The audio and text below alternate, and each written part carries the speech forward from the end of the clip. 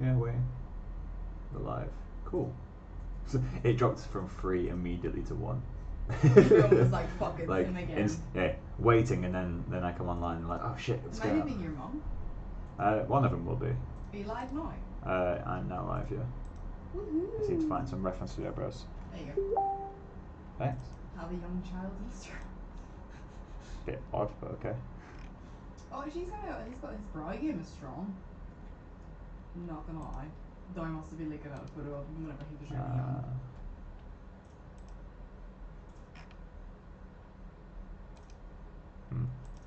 Anyway. Are you sure it's streaming? It doesn't seem to be streaming. It's streaming, there's just a delay. There's a 20-second delay. Oh, we're live. 2 people watching and one of them is me. Yeah, and one person doing the playback. But yeah, anyway, so it's really confusing. It's actually right now it's playing through one of my old live videos, so I don't know if this is actually working or not. Can you go onto YouTube and check? Just click on that link. Yeah, just click on the link and see like how long is the video. It doesn't give me a time. It will say in the timeline, like if you scroll back to the beginning, like minus how long. 48 seconds. 48. Okay, cool. So it is working.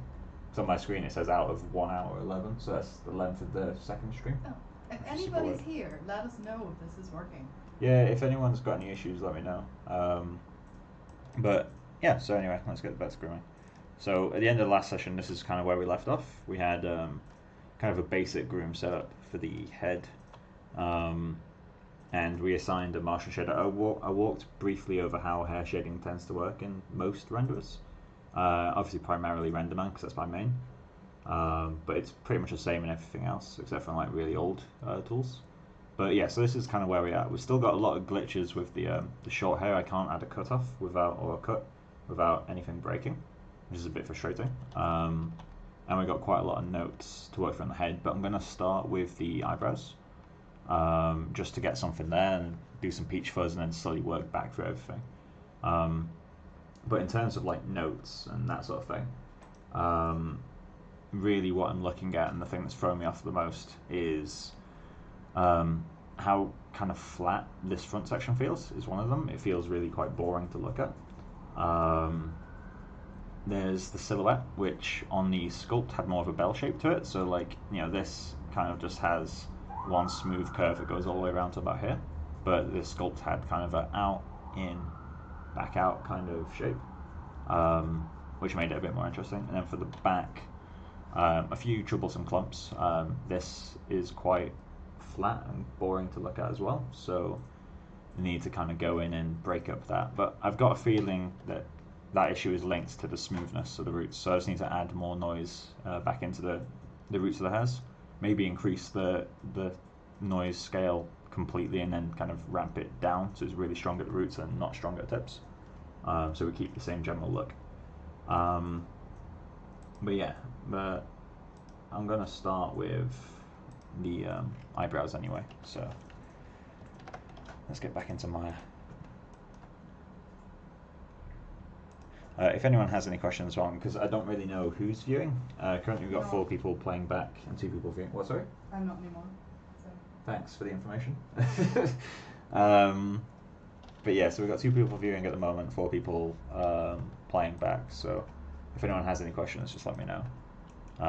But I imagine most of the views on this series will be kind of after the fact, like when the video is posted, rather than actually watching it live, because they don't really have a big following. It's not really something to worry about. Thanks.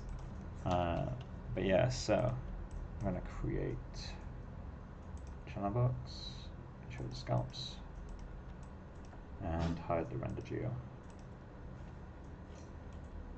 But yeah, so create a description. For eyebrows, 901, description, placing shaping guides. I thought I was going crazy, but it just turns out I was being really fucking stupid. Oh, what happened? It's geometry, and I was like, why does it not look right? And I was like, oh, it's the wrong direction. It's a leaf. So the pointy bit was the wrong way. Alright. I'm going to turn on my speakers.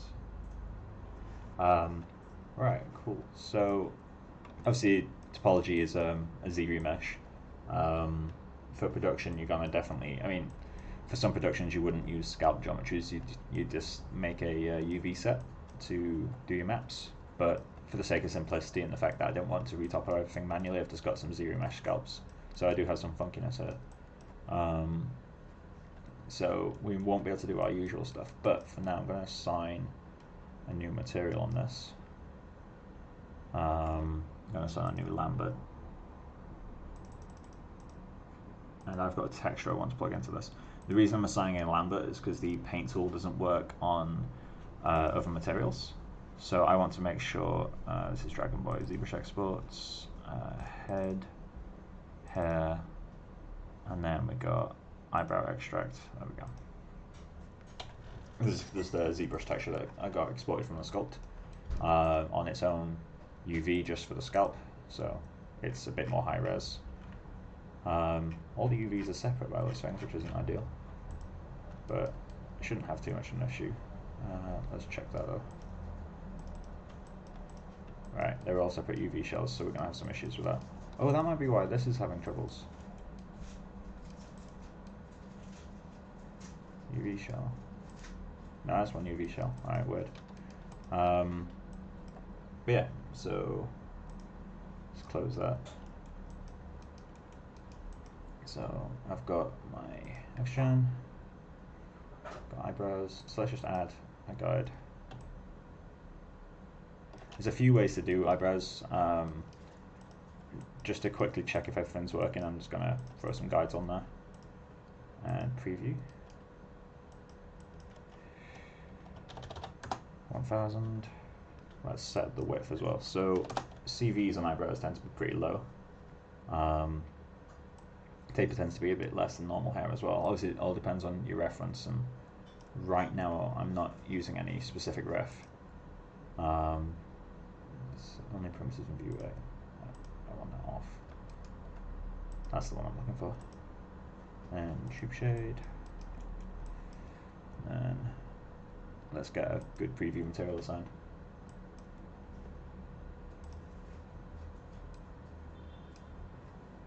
Cool. So that will get, there we go. So it looks like everything's working, technically.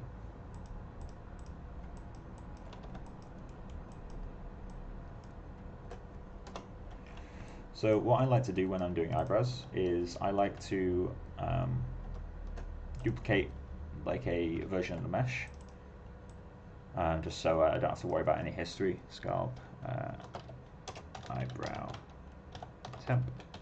Name doesn't really matter because I will be deleting this. But all I like to do then is just set that as a live surface, isolate it, set this as a live surface, and then go into generate, paint effects tool, and then let's check the width. Right, so it's not working right now. Does it have to be in a layer? Oh no, I realized what I've done wrong. Need to go into generate and make paintable first. Cool. So you don't need to set it as a live object, turns out. Actually got more viewers on this one than the last few. 5 current and then 10 people playing back. I have 5 separate accounts watching. You have 5 separate accounts. No one is real. I mean, no one's typed in the chat yet, so it's entirely possible. Hint, hint. What? But yeah, so let's go into generate paint effects tool. And where's my pen? One of them is Carol Baskin. No, it cannot be. Her dead husband. Right, there we go. I think one's Martin Billy. What, sorry? One is Martin. Probably. It'd be cool if it is. Say hello to some people. Right, so I need to get some reference while I'm doing this. I'm just going to search eyebrows. See, kids' eyebrows tend to be more not as kempt. Yeah, they tend to be a little bit more chaotic, don't they? You should look at Matilda's eyebrows. She's got kid eyebrows. I need to find kids' eyebrows. Probably Google on screen. Do not Google kids' eyebrows. I'm going to Google kids' eyebrows. Are any of them his uses? None of these are literally just kids' eyebrows. They're just. They're all like news articles and Why shit. is the photo in the middle of my eyes? What? The girl with the really thick eyebrows, third row down. Kind of on the right hand. That one? The That right hand one? side? No, up. What are The you on one with about? the really heavy brown eyebrows. It's my eyebrows. Matthew is one of the people in the group. I told you. Why is searching kids' eyebrows like the weirdest Google search? Well, it's really not the weirdest Google search. Let's go search eyebrows. Let's search messy eyebrows, I guess. You're gonna be in for a treat. Oh yeah, that's kind of cool. That's something I can look into in a sec. It's my eyebrows. Cara Delevingne, That's the mine, that was my ever eyebrows. reliable reference for eyebrows. That could be kind of cool. Yeah, that's the way mine grow if I grow them mine. Okay, so I'm gonna put that off screen now.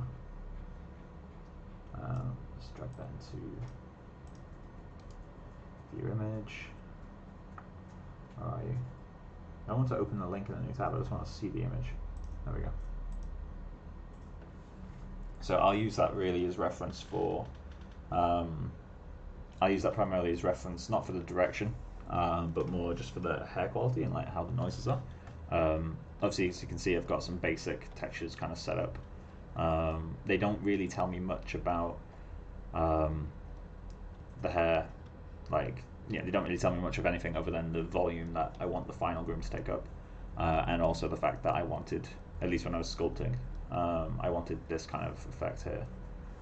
Chances are we'll change on that later, but for now, we'll see how it works out. So, I wish there was like a steady stroke. There probably is, that I'm just not aware of, but this is gonna be really tricky to like turn around. In fact, actually I've already made a mistake.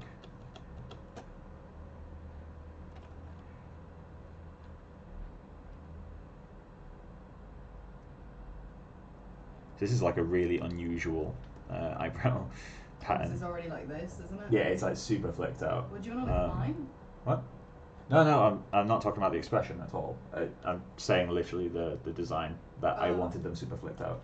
Oh. Like it's not usual at all. So resolving that into the rest of the eyebrow is going to be super funky. It'll probably take me a few passes.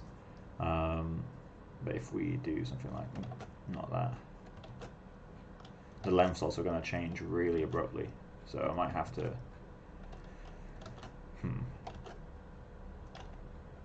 Something like that might work. And then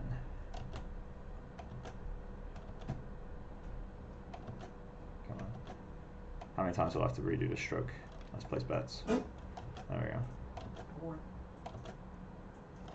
If anyone like looks at like painters and like, oh my god, how do they do the brushes like in one stroke? It's like I'm not that. You're not that example. I'm really not that example. Have I ever told you that you have a tutorial voice? I have a tutorial voice. Yeah. I mean, I make tutorials on MikeCauchiArt.com. So plug number 2. Plug. So I've already done like an eyebrow tutorial on my YouTube. I know I'm such a glam queen. But in that, I'll quickly. That will probably be really loud in camera. Sorry. But yeah, so what was I gonna say? Even eyebrow I'm actually clipping my microphone as well. I think it might have clipped my microphone when he clapped. There we go. Hopefully that's not too bad. But yeah, so the eyebrow has like 3 sections. So if we just draw like a regular eyebrow shape, something like that, right? Well, actually, let's draw it a lot bigger. So let's just pretend that's an eyebrow. You tend to find there's like 3 kind of primary shapes within that. You'll find that there's a section towards the middle, which is mostly hair pushed up. And then you'll find at the top half of this, hairs are going down.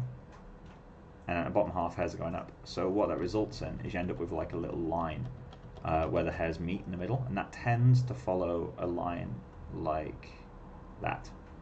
Or something like that. Because towards the end of the eyebrow, they're almost all pointing up. So if we kind of draw towards that line, obviously these lines are way too big. But you can see how that would get us like a little bit of a peak, and that would break up the reflections, which gives quite a nice effect. Matthew Daddy sent a reference of his eyebrows. Matthew They're actually sent- not far off. You go to Facebook. That is a video.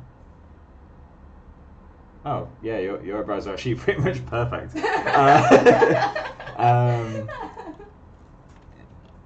Cool. Alright, Matt, you are the eyebrow reference for this character. Granted, the direction's still going to follow kind of what I've got in mind for this, but for the actual grooming and density and stuff, we'll use your eyebrows as ref. But yeah, so let's do the top half first. My eyebrows are going to be super long.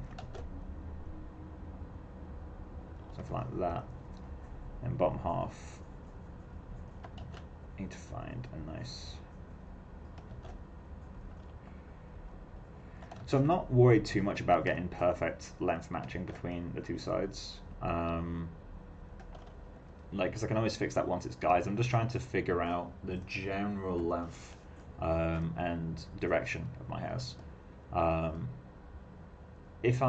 I was in the groom department, I used to spend a lot more time on this. If we're matching a digitable, I'd line up reference and match, like, not every hair, but I'd match a lot of hairs. You'd be looking at like 80 odd guides per side, so one per eyebrow, and that is extreme. That is really extreme. Most professionals don't do that. It's just the method that I find works best for me. I've had many people comment on it, some professionals, some not, but regardless. That's the tea. That is the tea. No, it's something I joke about with Jesus as well, is that I use way too many guides for eyebrows. So what I'm doing right now, if you're new to grooming, be aware that this is not how you're supposed to groom eyebrows. It's just a method that works for me. Granted, if it works for me, it might work for you, but just be aware that most of the time when you're doing eyebrow guides, you'd normally place as guides, like place one here, place one here, place one here, and kind of have like 3 in a row. Let's kind of work along the entire eyebrow. But yeah, so let's go something like that, something like that. And I also like to do guides beyond the actual limit of the eyebrow, but we'll get to that in a second. So something like that we'll do as a first pass, although I really don't like how this area looks.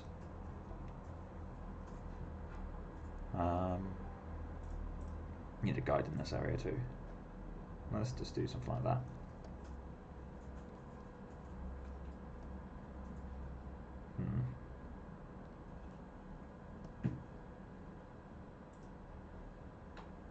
Might work okay. Oh, see, these are like flat to the mesh, which is an issue for later. Does that mean I can add this to my show reel? Just eyebrow model. Eyebrow model for some dude's live stream. Perfect. Let's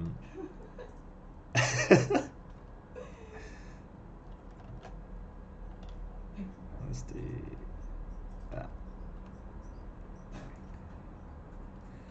See, technically I could mirror the eyebrow guides at this stage, but we'll have to break them up because the model isn't symmetrical, but the textures were. Like, the textures were painted before I added asymmetry to the model, which is stressy spaghetti.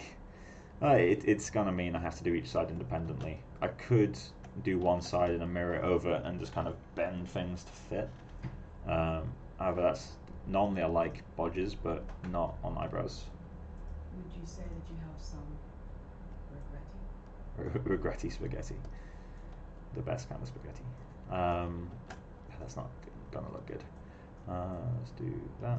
Nope. I'm not talking about Matthew's eyebrows. You know, let's try just ignoring that section for now. I'll figure that out in a sec.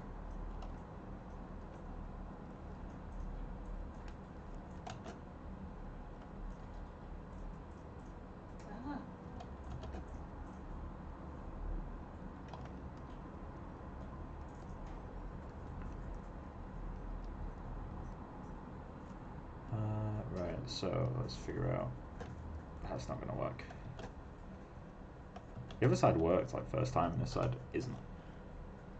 Is it like when you go to draw an eye and you can't draw the one side? Yeah, you draw one side perfectly, and then the other side is all levels of fucked. If my mum's watching, I apologise for the language. Yeah, I really don't. Don't.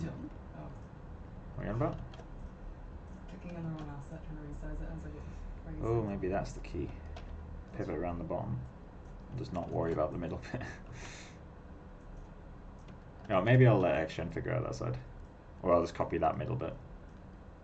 We'll get back to that.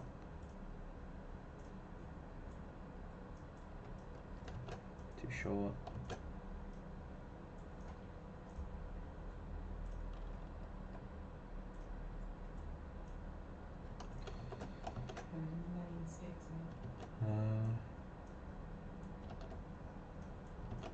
Too long.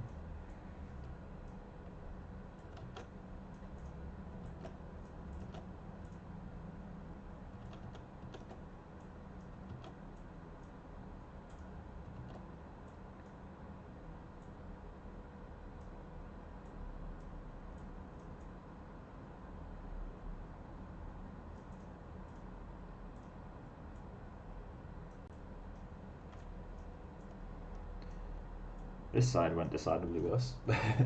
Oh, Rima's here. Hello, Rima. One of the groomies at Bangalore. Yeah. She's super nice. Why don't you compliment me? I compliment you all the time. Pay me more compliments. Aren't compliments a type of mint? No, shut up. No, but aren't they actually? Like, there's a mint called a compliment. No, they're called Werther's in your real estate. Not Werther's, although I did used to be obsessed with Werther's. Say that word a lot. Obsessed? Werther's. You prick.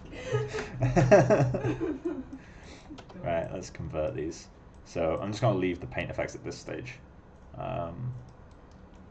But yeah, normally you should do like kind of a camera lineup with some kind of reference. But let's convert these. So modify, convert paint effects to curves. Then I want to go through. So how many did I make? 140 apparently. Wow. That was quick. So isolate just those. Delete the history on them. Group them. Delete history again. Delete those. So now we have some curves. Oh wait. Oh damn it. I just remembered my utilities are broken. Again? Yeah, well they've been broken for a while. I think I need to delete the preferences. So I might just have to place the guides one by one rather than actually using my... Oh, making the in-between thing? Yeah. Why don't you just delete the crafts now? Or that fuck up anything? I've got a feeling deleting my prefs will break something, and if it means just doing guides by hand, then I'll just do guides by hand. You can show them in old-fashioned. Yeah. Well, okay, so in theory, this utilities tab, which on mine is broken, deleting preferences will probably fix it, but I'd rather not test that live. So generally, you'd have a bunch of buttons here, and one of them is convert curves to guides, and so I'd convert these curves we've got into guides, and then go in with the sculpt tool and just kind of push and pull them about to make something that looks interesting. In this case, it's not working, so I'm going to have to, by hand, just place the guides, which is fine. I'll just have to place a lot less than I normally would. Is it best practice to use one sculpt for both eyebrows, or instances where separate sculpts are better? I can't think of a single situation where you'd want a separate sculpt per eyebrow. Generally, your eyebrows are going to be one groom, and if it's one groom, you don't want to be using multiple sculpts. I'm not entirely sure if you can, to be honest. I haven't really tested it. But one groom, really, if it's eyebrows, should just be on the one sculpt. If you're using scalps, obviously you can use UV sets, which don't require you to make scalps, but that's a Pandora's box of issues to open up, and I'm not too interested in opening that. Oh, David likes the post. It's possible David's liking. Watching, not liking. David is probably not liking.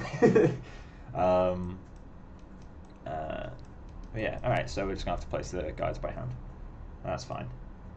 No, not mildly upset about that. So let's get that into, is it in a layer already? Okay, I'm so good that I can't use the tool. convert them. So let's place some guides. Beautiful. I'm going to place guides at some of these curves. I'm going to just use these curves as reference for now.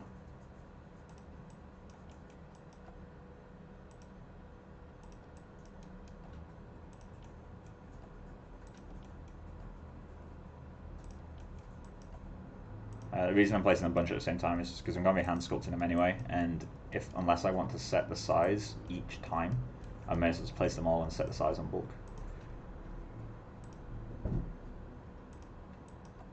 I'm going to start with the outer regions just because that allows the interpolation to do a bit more work, which for eyebrows interpolation tends to be fine. So channel box editor 0.8, 0.01, although 0.01 might still be a bit much for eyebrow guides. Let's scale those down.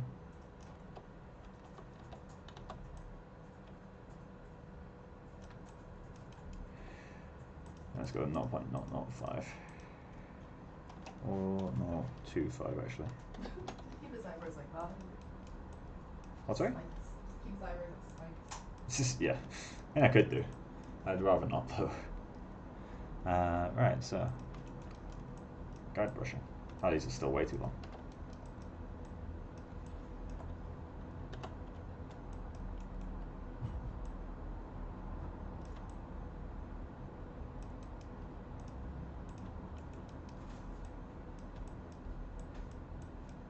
There we go, third time's a charm, it's about the right size.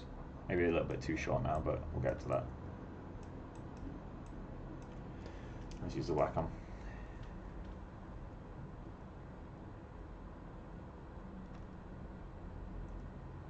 So I guess now that I'm not using the paint tool, I actually get to get a really nice smooth curve. Because one of the problems with the paint tool is because it samples your mouse position or brush position like constantly. So you end up with very what's the word I'm looking for? Very jaggy lines. You can resample the curve with the rebuild curve tool, but you don't have the same level of control as you would with something like this. In fact, let's make that flatter. Although obviously this takes way longer to block out direction.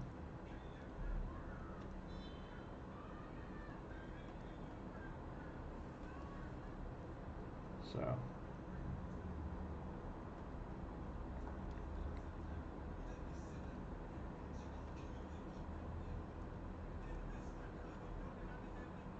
come on, there we go.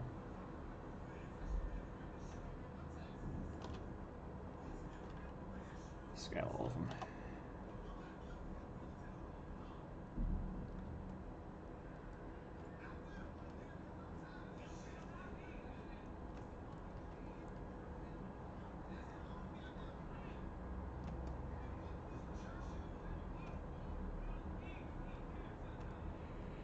So something that I need to kind of keep track of in my head is like eyebrows are kind of weird for their height.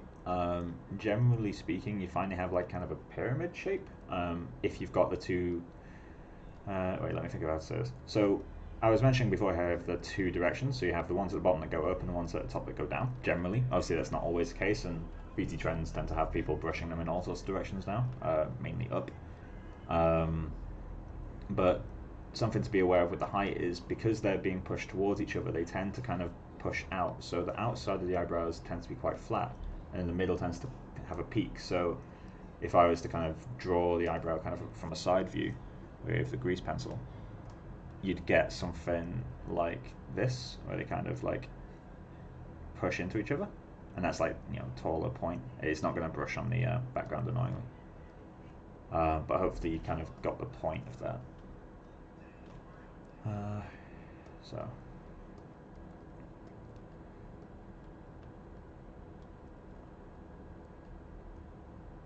I'm probably going to have a ton of issues painting the maps on this guy just because it's so small. I do need to double check how you can change the resolution, but let's do something like that, see if that works. I haven't groomed eyebrows in probably about 6-7 months at this point, so I'm going to be super rusty. It's been like 3 months since the last groom, but then way longer since I groomed eyebrows. eyebrows, as you can imagine, tend not to be the longest lived grooms. It's very rare you spend too much time, at least for industry standards. Like you can still spend weeks on eyebrows if a shot requires it. Like there are characters definitely that do have shots like stupid close up that require that level of detail, but most of the time eyebrows are kind of placeholders, like more for reflection and just basic color difference. You can probably get away with textures in most eyebrow cases, at least in Hollywood films where it's all depth of field and motion blur and stuff like that. Eyebrows tend to be really downplayed. You don't need much detail on them at all. Let's pull that up there.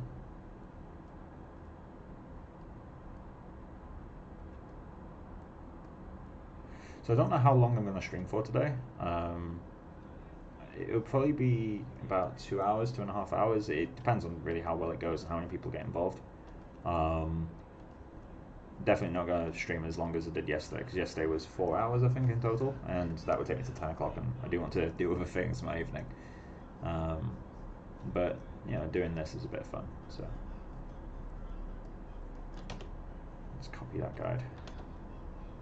Come on. Copy guide shape. Add a new guide. Let's put him. Yeah, let's go for this one. And then paste the guide shape. 0.8. 0.025. I don't know if that's worked. Apparently did. Cool.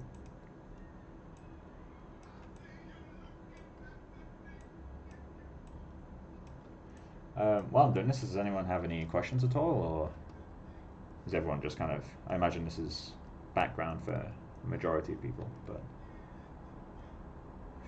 this doesn't feel right. It's way too curved.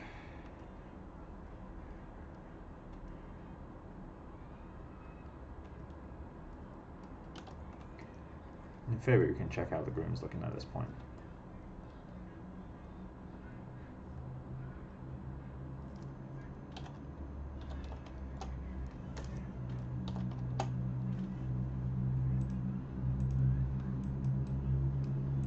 That's about right. And then a bit more. Oh, the tape is already there. Cool.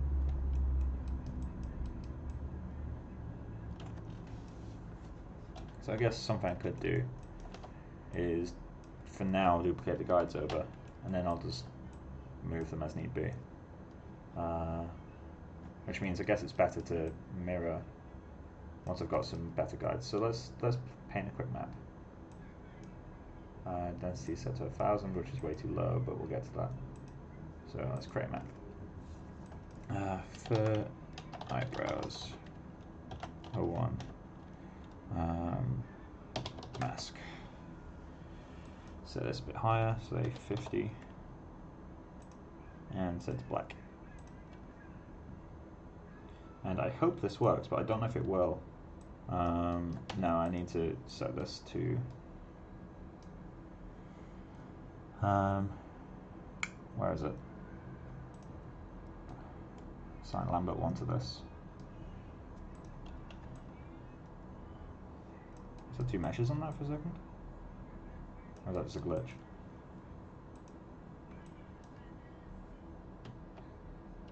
Oh, I've got the duplicate here somewhere, haven't I? Yep. There we go.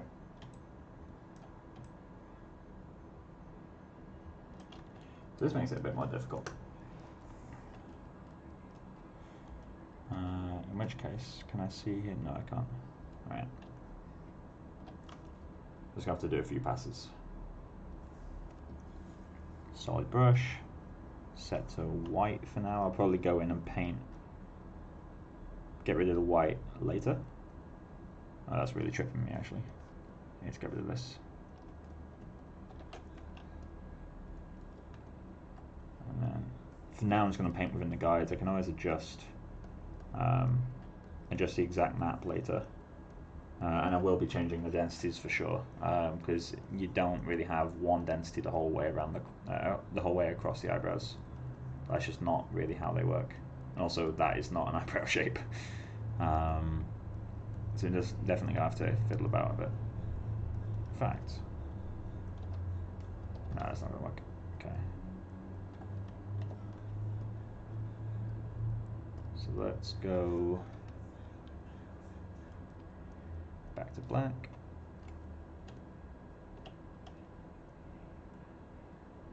Let's get something vaguely eyebrow shaped. So something to consider as well is obviously the eyebrow shape kind of tapers for most people, but that's not the eyebrows where they're growing. The eyebrows are actually growing like further back, and then the guides are reaching for that tip. So don't make your mask go all the way to the tip of your guides, because that's not how eyebrows work. Really, they should end where the guides end, or close to. This will require a few passes, 100%. But you want your mask to kind of cover the roots of your guides, but not extend too much further than that. So I need more guides in this area, but we'll get to that.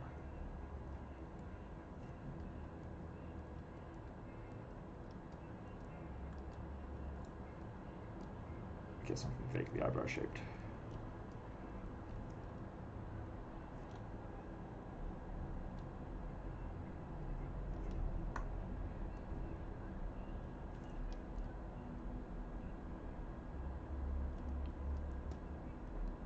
I'll do for now. So save textures in here to make sure it saves the image, and save textures here to make sure it saves the Pt.4 file. And then let's ramp up the density a lot. So I'm going to add another 0 to that. I'm also going to hide. Oh, I've already got him hidden. Cool.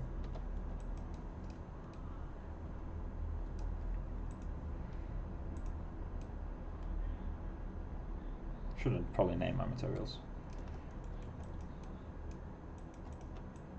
Right. Let's increase the density another time. So in terms of density eyebrows, I tend to use a number around 1,500 hairs. So it's definitely not 6 primitives. 72. Is that a 72? Is that another 0? 704. Yeah, that looks alright. We're going to have to reduce the width again though. So 0, 2, 5. Let's just go all out. And that kind of works.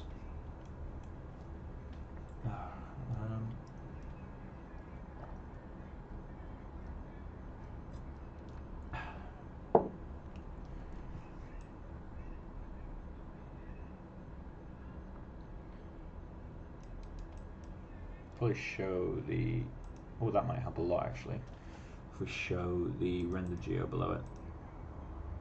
Context is always really important. And let's hide the scalp layer. That feels about right. I need to taper this a lot more, because this feels too tall. If we get rid of this kind of peak here and kind of taper it a lot more, that will feel a bit more appealing, at least to my eyes. Although I need to pull it down more here to get the expression, because currently that doesn't have the expression at all.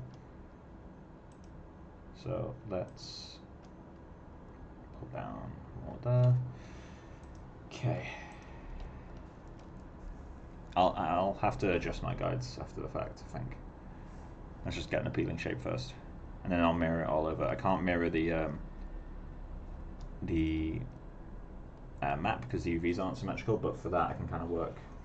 Have you ever had a similar issue? I had issues with hairs spawning on pure black areas of my density mask, sometimes in clusters on a vertex.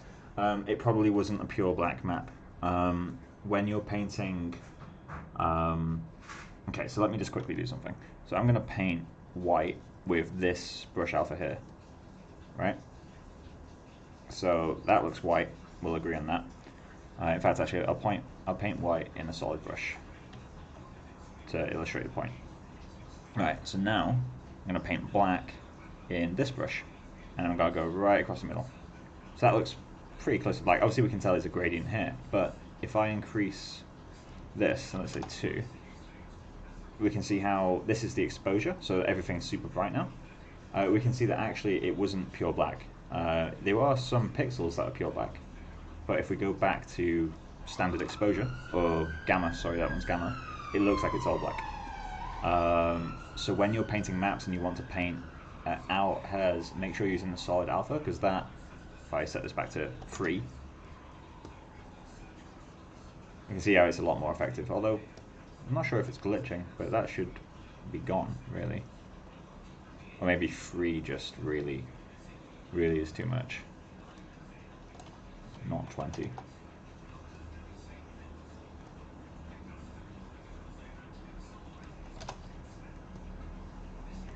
Okay, so, alright, I need to taper the end. But yeah, so just use the solid alpha, and you'll have a much better time. So let's go. That's going to be way too thin.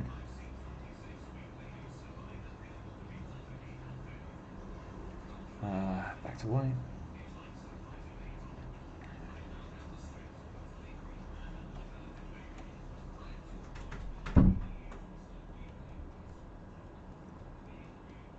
Right, so that'll do. Save touches. I think what I'm going to do as a workaround for painting the density map on the other side is I might do like overly dense guides. Like literally just like, you know, get the guides I like, and just cram like the border of the hairs with guides, and then I can kind of match the mask to that and delete the guides out. That's kind of a horrible way of doing it, and strictly speaking, really be infinitely better for me to just line up a reference.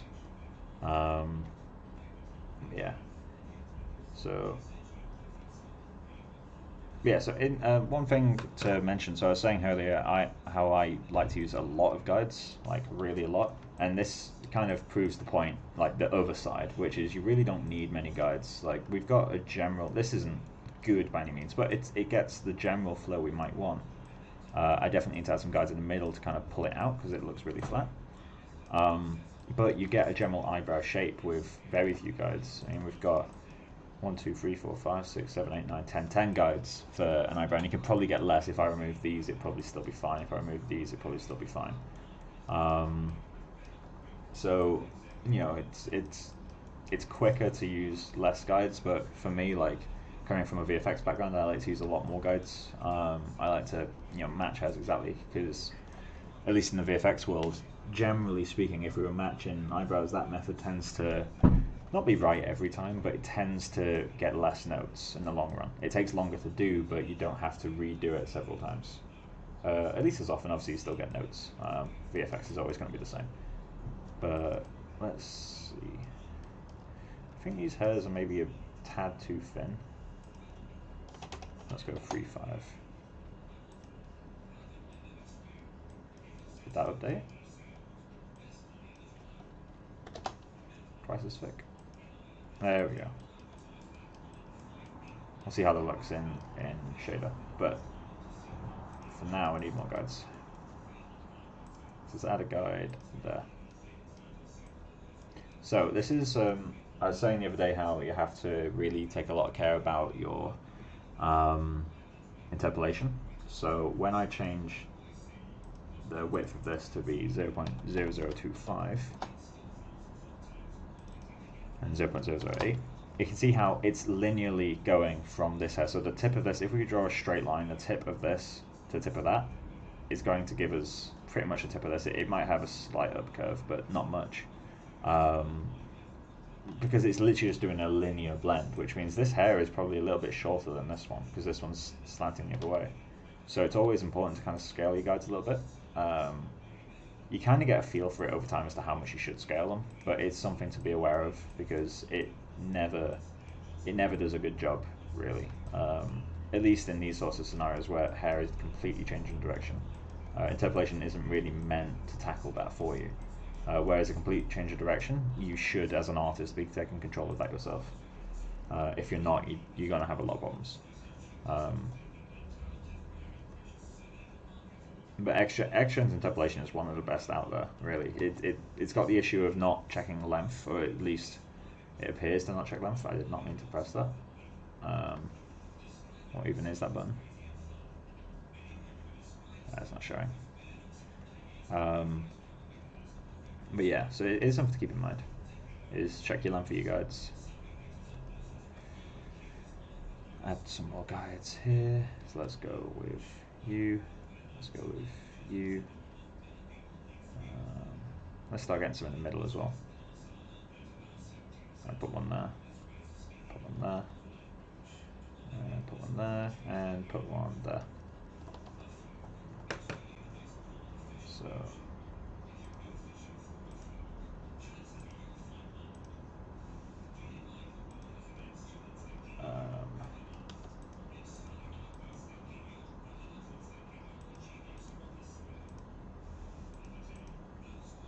There we go. Couldn't see that for some reason. Has this changed? Am I imagining things? Has this changed? I don't remember that being there. Maybe it's that button that I clicked earlier. Taper 0.8 and width 0.025. Blend.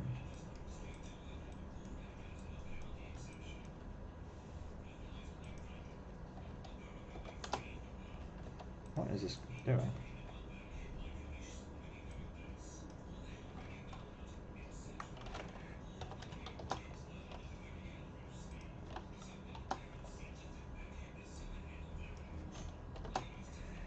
Something's happened here.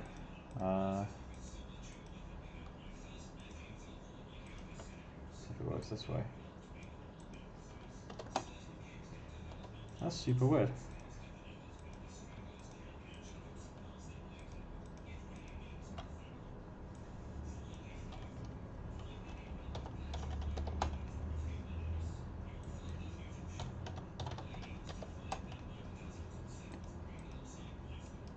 Okay.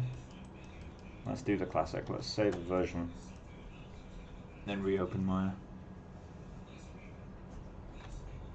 Cool, that's saved.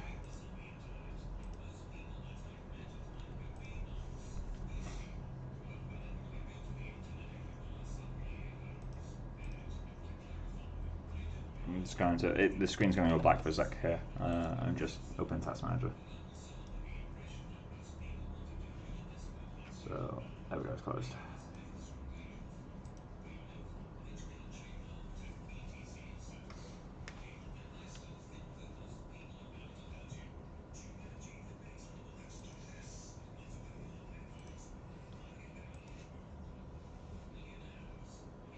File, open.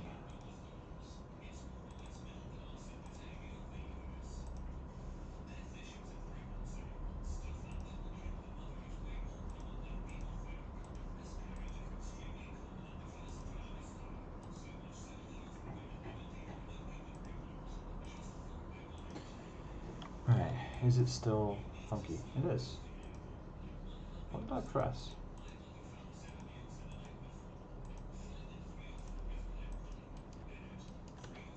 You can still edit multiple at a time though, right?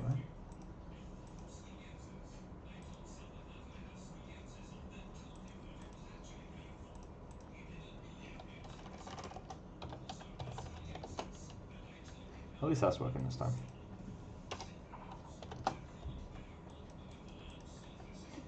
Let's go back into HDN, get the other grooms visible.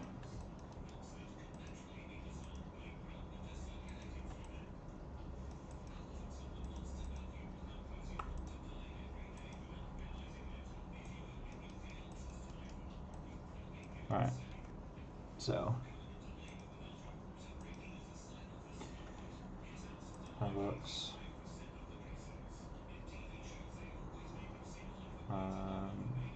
Viewport textures. How am I maxing out the viewport texture? GPU, sorry. Let's get Task Manager again.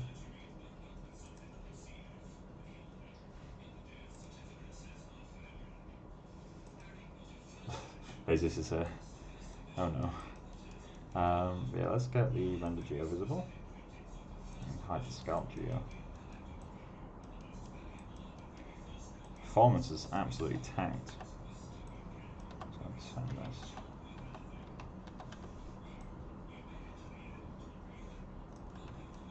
I'm using a low amount of guides because before you got here, I did do my guide thing, but my utilities tab in XGen is completely empty, and it's been that way for a little while now. So I don't have a choice. But I did mention that. I was saying how I use quite a lot of guides normally, but right now I'm being forced not to.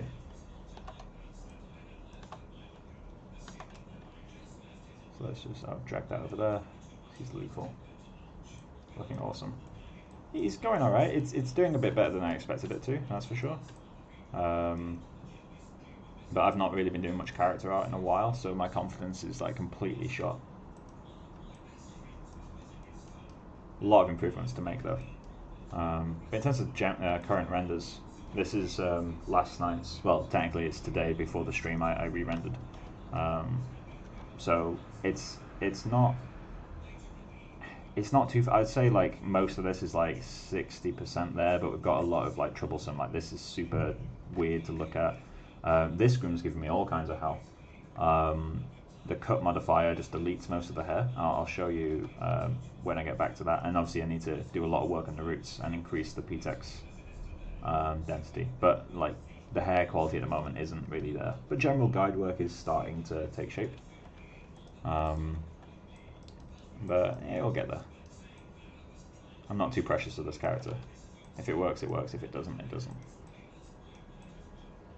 So, well, I have found live streaming has given me a lot more, definitely not confidence, but it's given me a reason to do more personal work, because normally right now I'd be playing Forza, like, just be racing everywhere. But yeah. Get more viewers on this one than last time, which is kind of cool to see. Why is this not updating?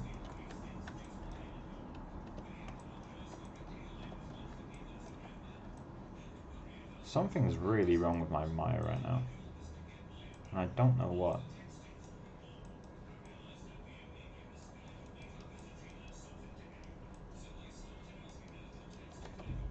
That needs to go down.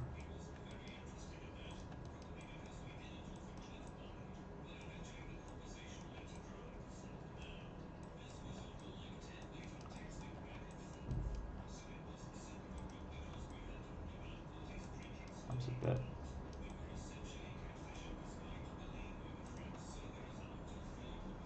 That's too flat. Something worth mentioning, if there's any like early first-time groomers in here, is like you can't see this effect on my character because it's quite high poly. So if I go into wireframe unshaded, well actually let me just quickly update the groom. If I go into wireframe unshaded, this is quite a high poly base mesh.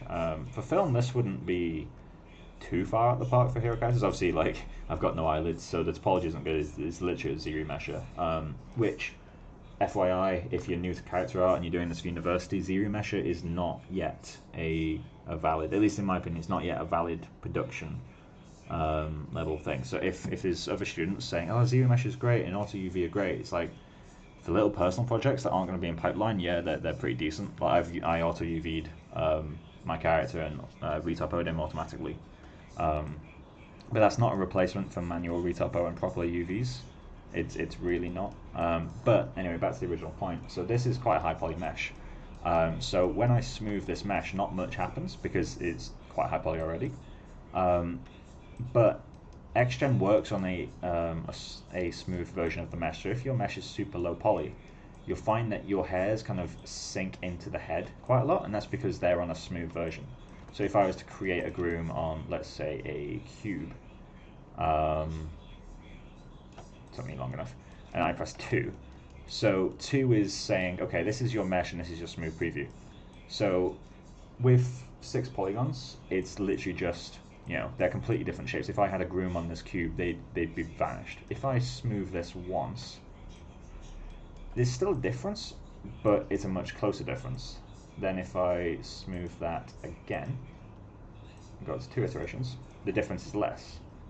Go one more time, it's even less, and eventually it gets to the point where it's the same, because the smooth preview is 4 apparently. I thought it was close to 3, but that might be a viewport error. But you can see how the smooth mesh doesn't change much, but the original low res that you see in your viewport changes a lot. Is it pipeline friendly to groom a posed face like that? No, it is not. Normally what you should do really is like neutralize the pose and then like groom it on the neutralized pose, and then with a rig or even just a blend shape pull it back to the deformed pose. So that is what you should do. I haven't. Which is going to cause me issues. I'm going to have to do the guides on both sides, so I'll probably mirror it over and then just kind of have to move things manually. But strictly speaking, you're absolutely right. You really shouldn't. Groom on a posed mesh unless you don't plan on pushing it through pipeline. If you're doing just a quick personal project like this one is, there's no real harm in it. It's not ideal still, but it's not going to be much of a detriment. You just have to do twice as much guide work. Well, maybe even 3 times as much, because you have to do back and forth to get them matched. It's not just doing the same thing twice. This is super slow. I don't know why my viewport is tanking right now. Let me check. Display, heads-up display. Where's the frame rate? Perfect. It says I'm at 40 FPS, but it doesn't feel like 40 FPS. It feels like 10.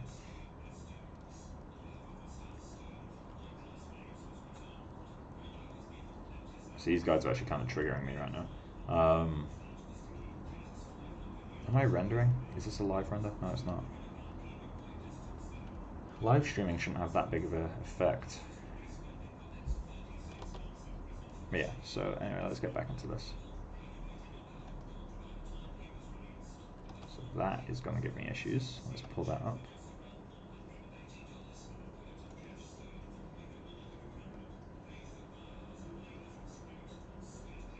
And let's add a little bit more volume at the rear of this guy. Just to do that. So, more guides. Although at this point you could probably start to put the guides down. I don't like leaving the guides too early. So I'm going to put a guide there. Or am I on the sculpt still right now? I am on the sculpt still. So I'm going to add a guide around there. I'm going to add a guide around there, if memory serves. Guide here. Big gap here, so I'm going to add a guide. This isn't going to work, because this is flame weighted down for this guy. So I'm going to need to change that guide. So I'll add a guide here, and then I'll change him. 0.0025. It's doing that again. 1.8. I hate this.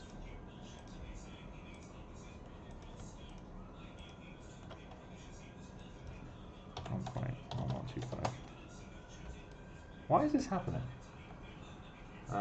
Check if anti-aliasing. Anti-aliasing is set to 16 samples, so it is pretty high, but the frame rate's all over the place. When I zoom in, it's actually quite low. So it says the frame rate is 21. And I can turn anti-aliasing down, I guess. That would definitely help. Let's see if it remembered my settings. So let's set it down to 4. Close, and we can turn off. There we go. Wait, so is the frame rate not linked to the interaction speed? Because this feels a lot more fluid, but the frame rate is similar, if not actually kind of lower most of the time. Is there not a direct link between the frame rate and the playback and the interaction time?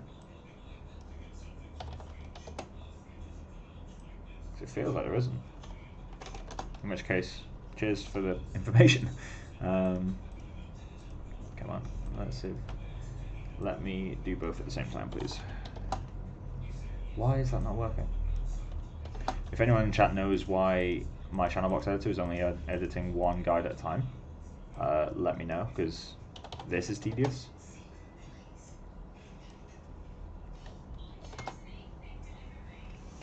Right, so I can start. This guide needs to be longer. This guide doesn't have taper, which is going to bother. Needs no end.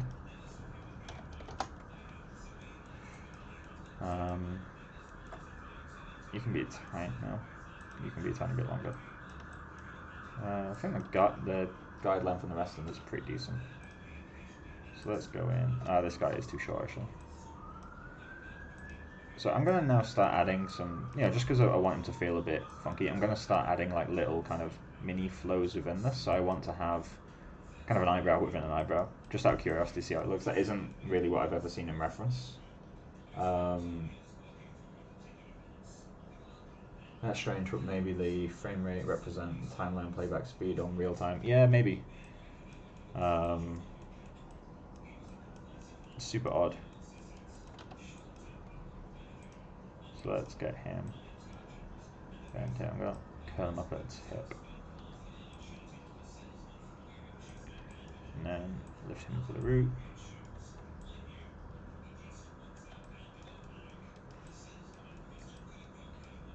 So these guides are really boring from the bottom, so that's something I'll have to address. I could do that with clump work, to be fair. But at the moment, the thing I mentioned earlier about like that triangle isn't there. So this like doesn't have a, it's not higher in the middle of the eyebrow than it is anywhere else, which is not how it should be. So let's pull that back. And let's do something like that as well. So we can really ramp it up in the middle. Yeah, something I find works quite well. It's not, again, it's not in every reference, but if you have kind of a triangle shape of the eyebrow from like this profile, it tends to work quite well. It tends to add like the way the reflections work. It just feels better. Obviously, flat eyebrows have a place, especially in animated films. Like, I mean, this guy is obviously not realistic, but sometimes block like super flat eyebrows can look interesting. But to me, I don't like. I find, at least for my personal taste, like whenever I'm watching animated film, I like the ones that have like high quality look, dev, and groom. So things like Illumination McGuff's work, Minions, heaven forbid, like the look dev in those is beautiful, the groom is beautiful, and the models are simplistic. I generally prefer that. So whenever I'm doing animated style work like this guy, I'll do a simplistic model, which if I turn off the textures, there's very little form to him. He's mostly smooth shapes. But I like to do quite like, I'm doing air quotes here, high quality groom with it, and detailed look dev. Because for my taste, it just reads better for me. These guides really aren't appealing. This section's working actually alright. This looks interesting. This section's dead. So let's get these guides working a bit better for us. If we pull him in a little bit, and we can start pointing the guides down. I think that's the problem, is the guides aren't pointing down quick enough. Because as I said, the guides that are on the top half of the eyebrow tend to point down towards the eye. So that will help, and that's already helping somewhat. This area is always a bit of a tricky one, because you want to go from this to that, but just doing it linearly doesn't feel right most of the time. Let's see if this works though. We're starting to get that triangle here as well. If I hide, it's a bit too strong right now, but it looks interesting at least. Yeah, we're getting more of that. Don't like that though, and don't like this either, so let's fix that too.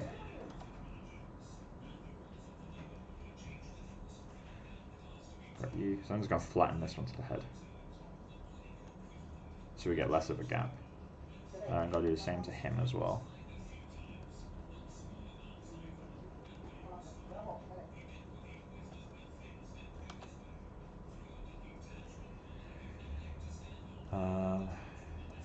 Call it this guy. I'm going to angle him out slightly as well. In fact, I'm going to angle all these out just a little bit. So I'm going to lie them flat, but just bend them at the tip, so it's more like an S-curve. Let's see if that looks interesting. A lot of grooming is trial and error. Just finding shapes. Finding shapes is important in a lot of things. Like you often see sculptors like, they'll play about with brushes that have really extreme alphas on them. Like what's the name of the tool? There's an artist that my old college used to show me called, I think it was Anthony Jones. He painted with a tool called Alchemy, and Alchemy it's kind of like, it's intentionally a difficult paint tool. I'm going to see if I can find it and put it on screen, because although I don't have it installed anymore, like a lot of the theory from it, like the approach to working, is still helpful. So Alchemy, Alchemy paint tool. Yeah, so this tool here, Alchemy, an open drawing project. This tool intentionally removes control. It obviously gets randomized quite a lot, and you have control over the randomization, so you can treat it like a regular paint tool, but that's really not the point. The point of it is just finding random shapes. So it will randomize your alpha within like a certain set. So if you pick like industrial style alphas, it will just randomize them. Give them random rotations, random scales, depending on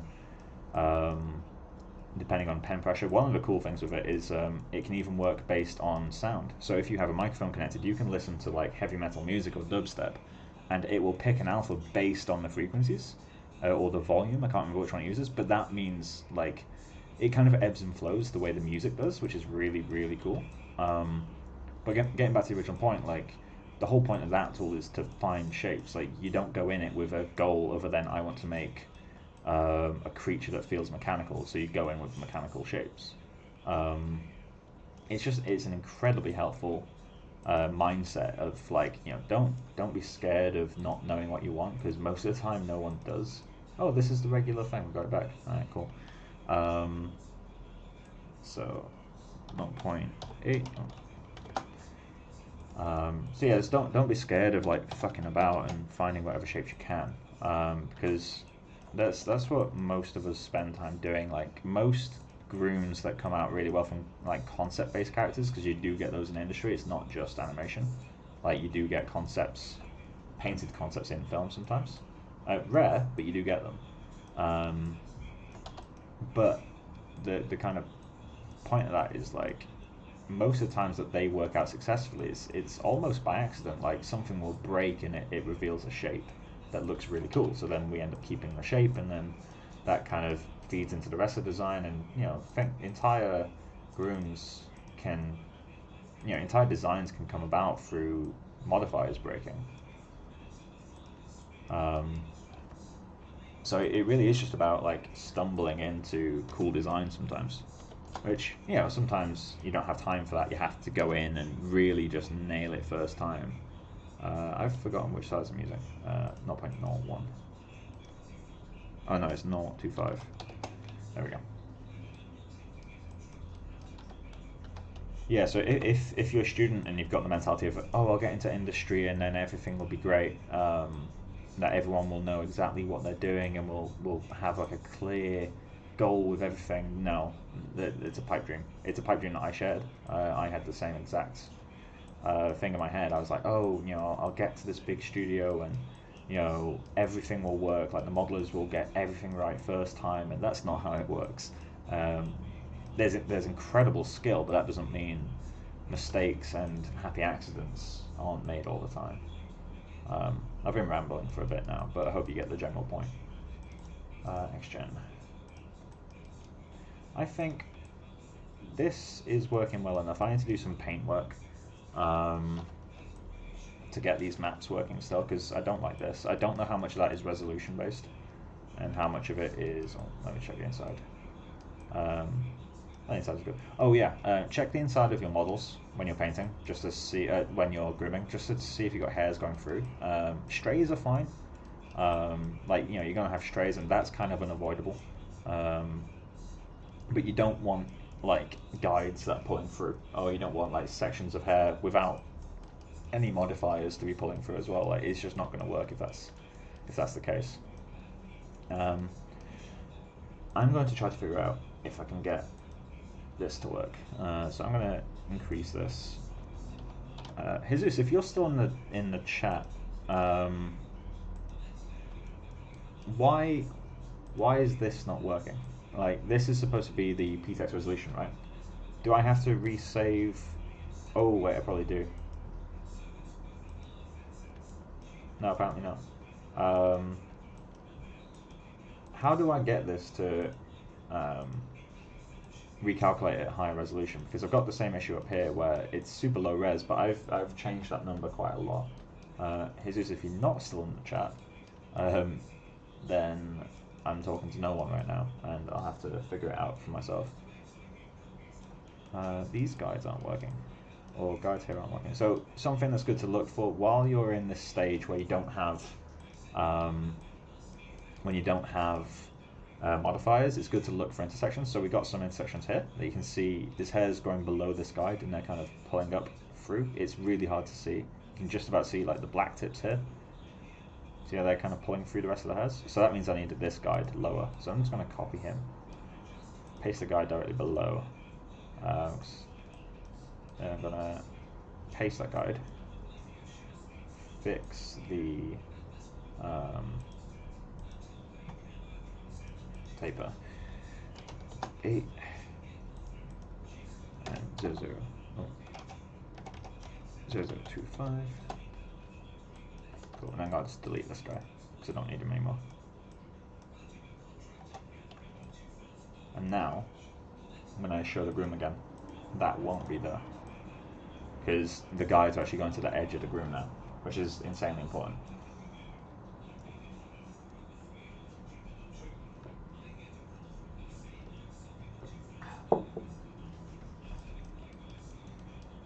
Right, so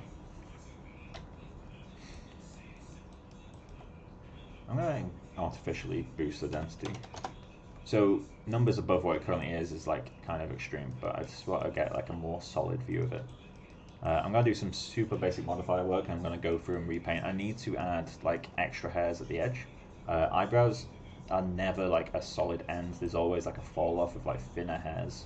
But I need to figure out how to boost the map resolution first. So that's something I'll kind of come to as a low priority. If it means doing it in a different session, then I'll just do it in a different session. But for now, let's add some clumping. So generate, let's set it to 100, generate 1,000, generate 10,000, generate. That might not work, but let's see. This seems alright, it's not awful.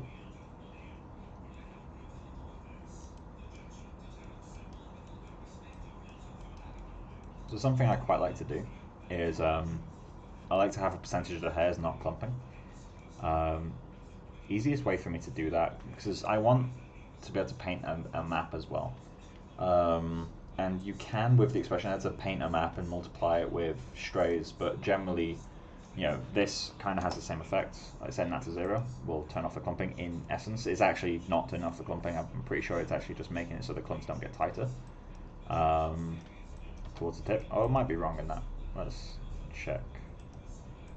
In fact, yeah, let's set this to 0 and turn the modifier on. Does it change? It does change very slowly. So, you know, for now, I will. Yeah, screw it. So I'm going to do a $% stray. Equals, I'm just going to say 50, and then that is between 0.0 and 100.3. So now we have like a percentage control, which goes from 0 to 100, and then what I can do is say rand is, I think that one's less than, we'll find out. Percent stray, and I think it's something like that.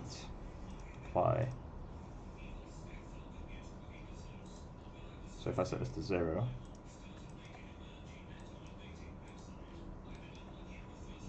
oh wait, I need to divide this by 100 because there we go.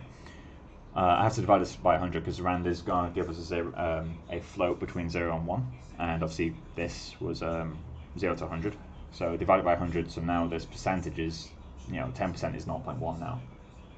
So just accept that, and now this will work. So at 0, no hairs are clumping. At 100, all the hairs are clumping. At 50, half the hairs are clumping. Although this noise is quite large, that's going to be an issue.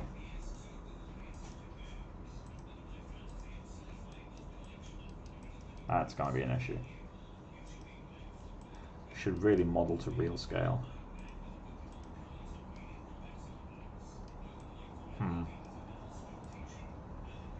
What if I put, I'm going to say 0 to 1 and give it a seed of 10. Let's see if the seed helps. Can I give it a seed of greater than 10?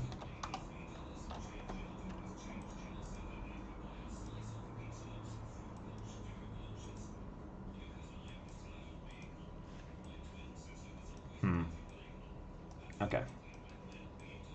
In a way that's kind of interesting, but it's not what I'm aiming for. So we need to find a way to change the size of the ramp. Let's check if there's anything of this in XGen documentation. XGen, expressions, ramp, noise, size. Probably will not give me the, probably not give me what I'm expecting. Variables.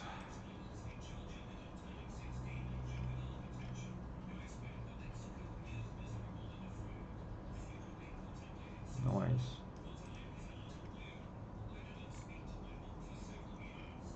Maybe noise would be better.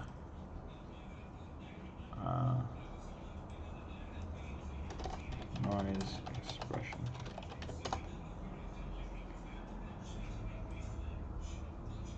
This is going to be now.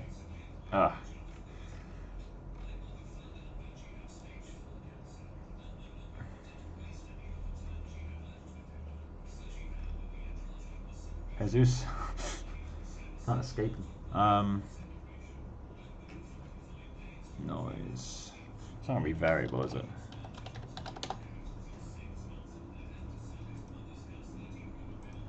This is the same one as went on. Yeah, it is.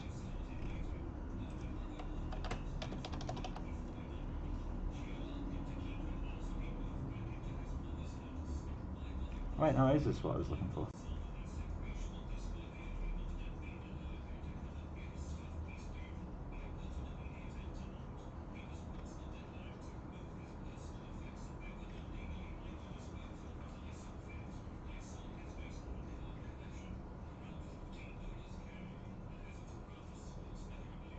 So it's noise, then frequency, low value, high value. Okay, we can try that. This may not work.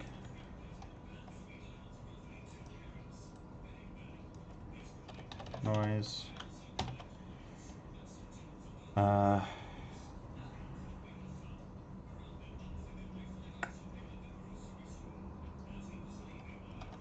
I don't think this is going to work. So I don't think I'm typing this right.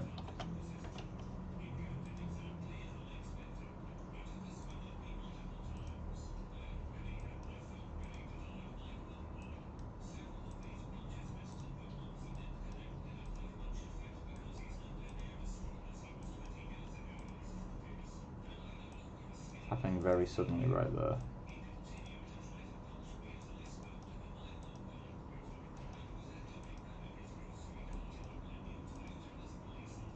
Just turn it off. This is going to be a very aimless stream, I think. How does the noise expression work?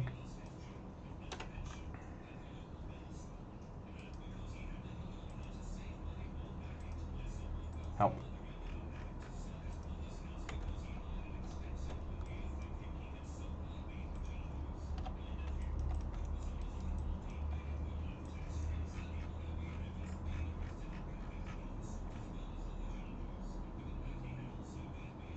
Noise, XYZ, Perlin noise function with no parameters evaluated, current UV, and 2 or 3 parameters can be used in this. And returns a value which is always a floating point number between -1 and 1. Okay.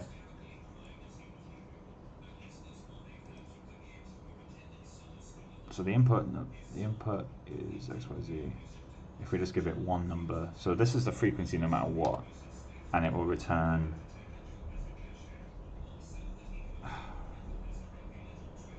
Okay. So I'm not good at maths, so this is going to be disgusting. But I'm going to add 1 to it, and then divide that by 2. So that gets it from 0 to 2, and then this takes it from 0 to 2 to 0 to 1. I apologize if I've offended anyone. Apply, accept. It didn't work, did it?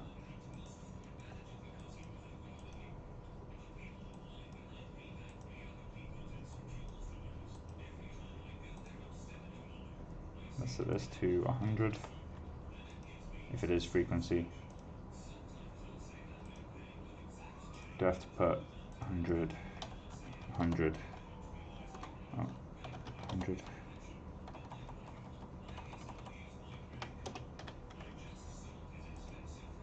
Oh, I didn't mean to do that.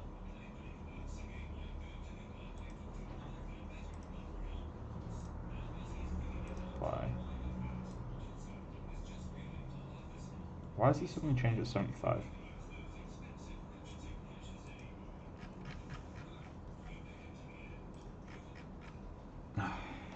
That's the word I'm looking for. Noise function.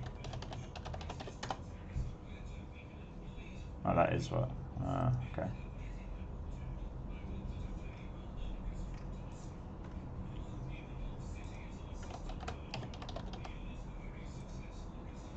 XYZ, so those are coordinates.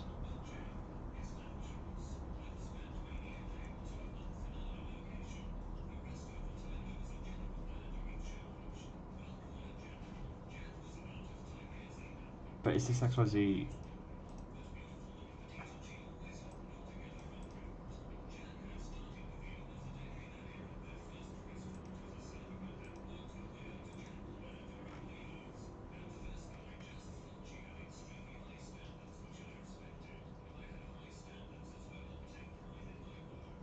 So I don't care about that.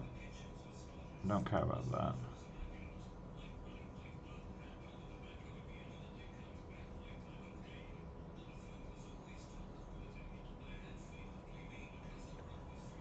It'd be really great if in the documentation they just did like a super simple, like this will give you a noise and it'll show you. Rather than the first one it gives you being combining two maps and multiplying those with a noise after the fact.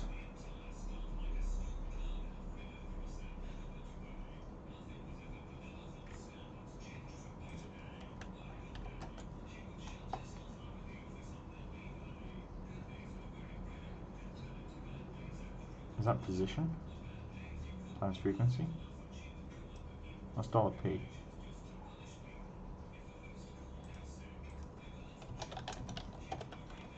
Oh.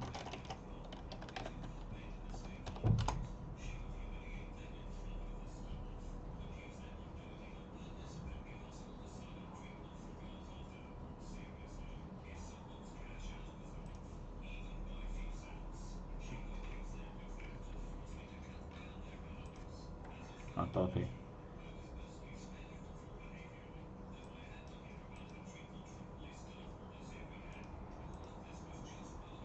So if I just put $P in here,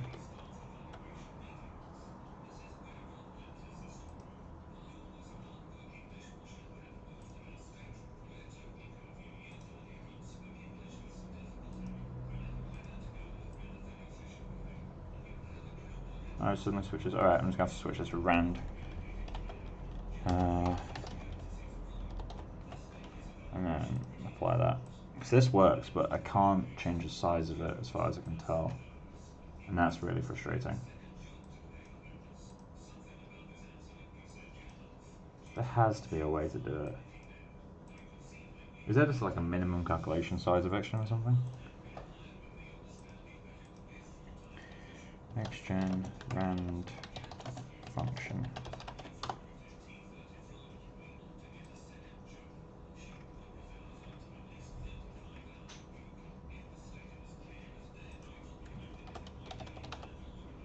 Scale is not a word in here.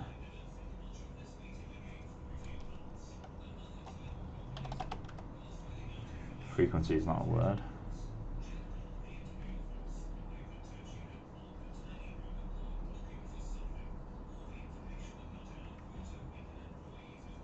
Okay, we'll leave that for now. I'm just going to have a percentage of them. Fairly high percentage clump. And we can paint on that for the rest. So, or I could just rescale the model and fix it.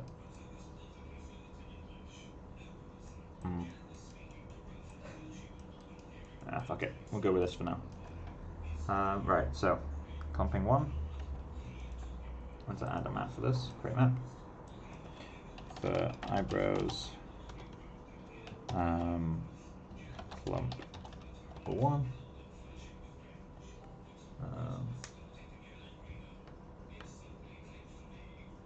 And then put 1. Then I want to put mask. Start on black. Map resolution. What does it go? It goes up to 1000. All right. Let's go with 100. Create.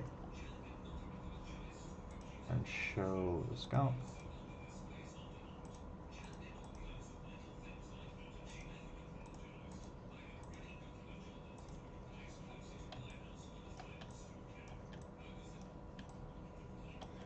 So, solid brush. I want clumping to be full strength over here.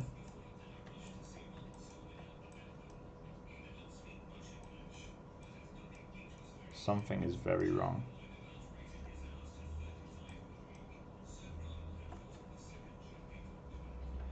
Okay. Let's save this. And then let's save you. I'm going to check something. This will probably break my groom. But I noticed earlier how, for some reason, the sculpts are all separate UVs. Like each one is a separate tile. So I'm going to merge these. Where's merge? Where the hell is merge? Merge UVs. Within threshold. Okay. So that is bad practice.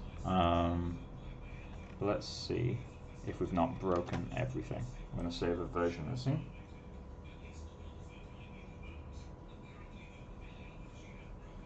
That's done already. Cool. Xgen.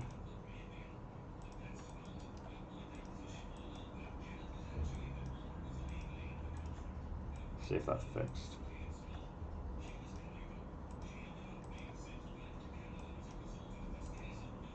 Okay, so let's see if we can paint this now.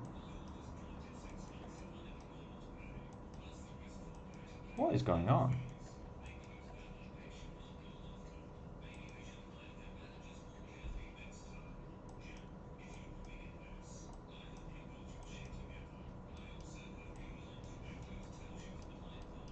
I've got a feeling this is actually scale based, and I need to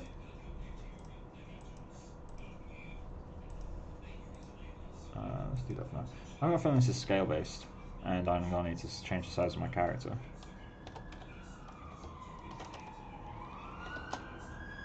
No, not 5, 0.5. That'll do for now. Save textures.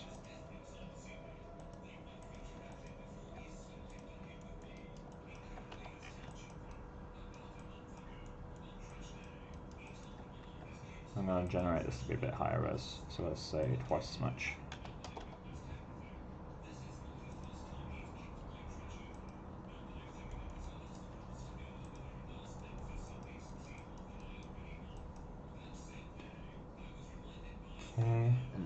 add a little bit of noise to it. So set that to, this is going to be mad, I can tell. Let's check.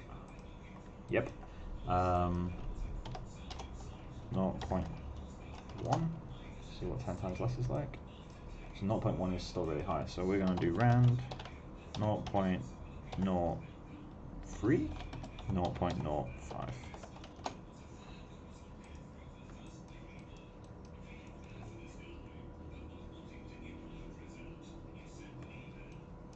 Cool. And then let's set noise frequency a bit higher.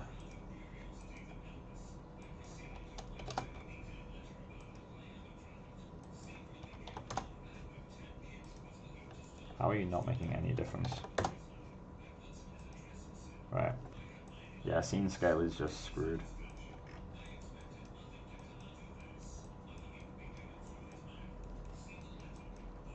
So if 100 noise frequency gives me this,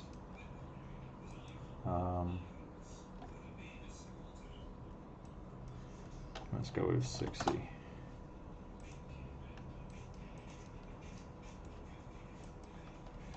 $40, 20, stepping all the way back down again. Weird. Okay, and then let's set this lower. So I want it to be a lot more subtle than what I've got it.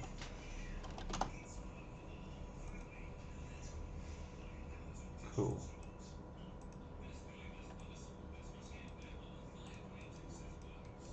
I actually really don't like how the clumping works here.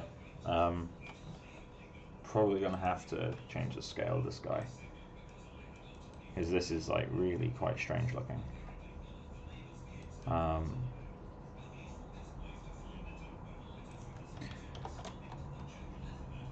Just going to, does that still work? Does that break? No, cool. I'm gonna multiply it by 0. Just turn it off.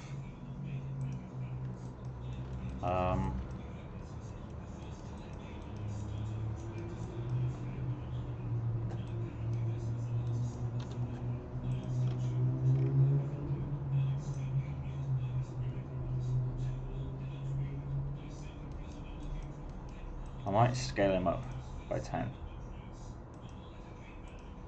I'm going to save this scene.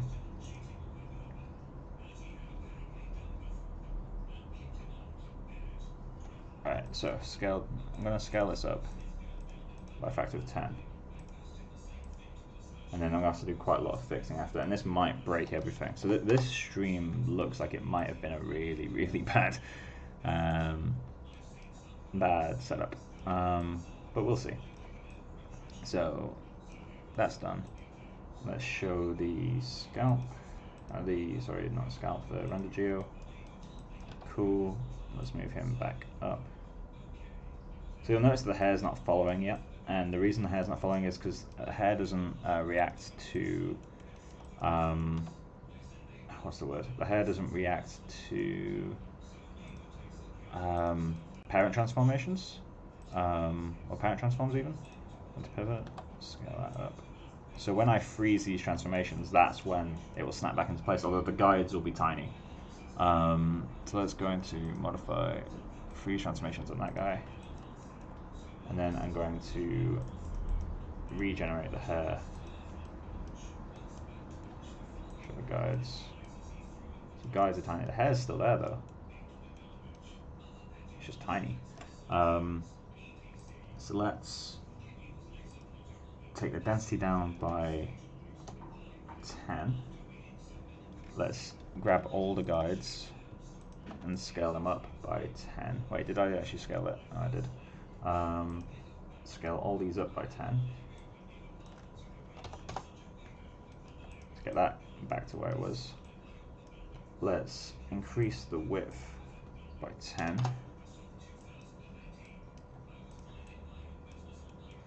Okay.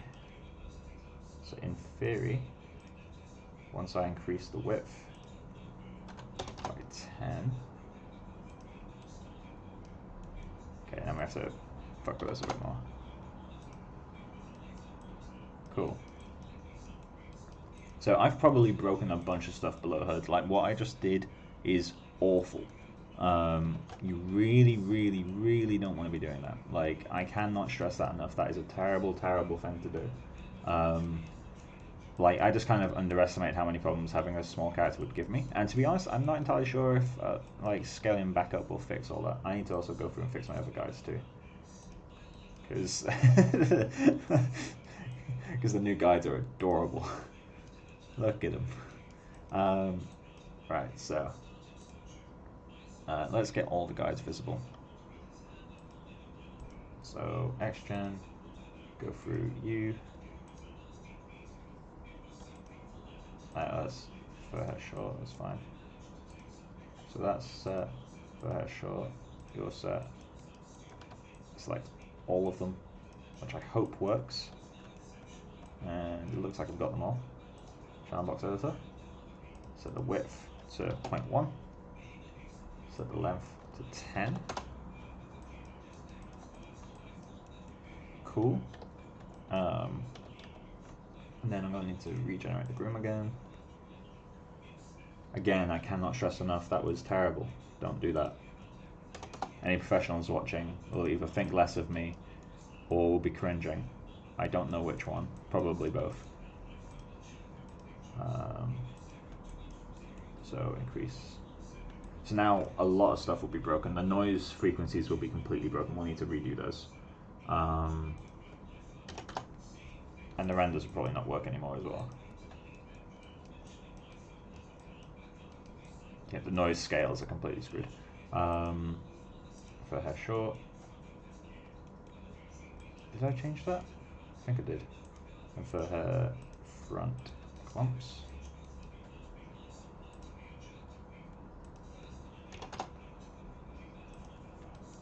So now basically I need to go through modifier by modifier and increase the scales by 10 and decrease the frequencies by 10. Because as scale goes up, frequency goes down, and as scale goes up, scale of the noises has to go up as well. So I got that eventually. Right, so let's go through one groom at a time. Let's start with fur hair.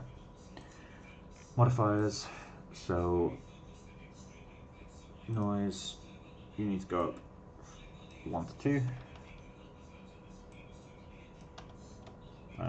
2. Frequency needs to go down to 0.6. Really? Did I have it that low, relatively speaking? Apparently I did.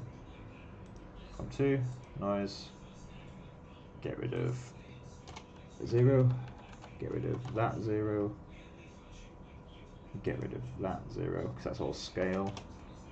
So I use 0.6 as well. 0.6 is really low. I didn't realize I was setting the frequency so low. That was about what it was, which is too much, but this will still work, so that's relative.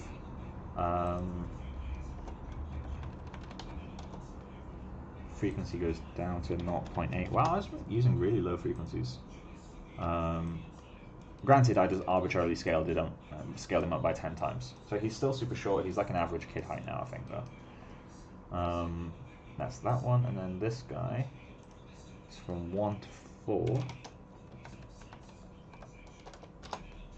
And then this needs to go from 0.3 to 0.6. And if this doesn't fix the action issues I was having, at very least it will potentially fix the rand issues. And if it doesn't, at least my shaders will be more correct. So what was I doing? Oh yeah, I need to go into channel box. I'm gonna hide my sculpts. Xgen. So now I need to next groom. So this is fur hair short. I don't think I added noise to the clumps in this guy, which I need to do. Oh, wait, that one has noise.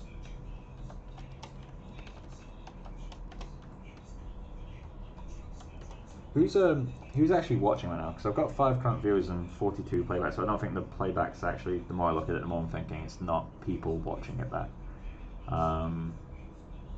Noise frequency of 0, so that's going to be the same anyway. That's gross. I have to change that, but we'll get to that at a different point. Noise. But yeah, who's watching at the moment? If anyone can comment, just so I know who's there.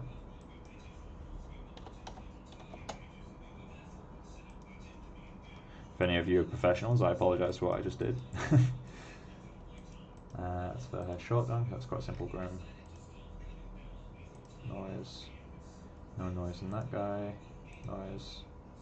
There's noise in that one.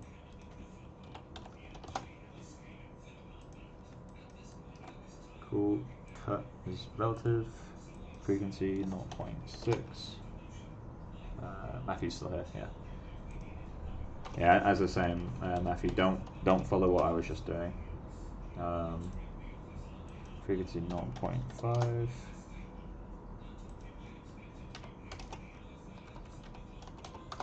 Right, in theory this is all looking the way it used to. So let's check. I've got a feeling it didn't help anyway, but let's check if that helped at all with the rand stuff. Rima's here. Hello, Rima.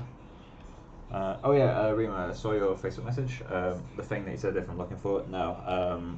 What I was looking for was how can I change the size of that rand? So like the size of the random values it gives. I don't know if it's based on vertex or if it's based on any kind of, if it's random per hair. So that's what I was trying to find out. I don't think it is random per hair because it was doing clumps.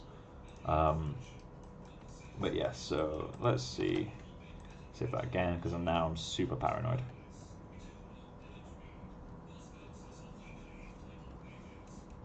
Right, so let's go back to my eyebrows.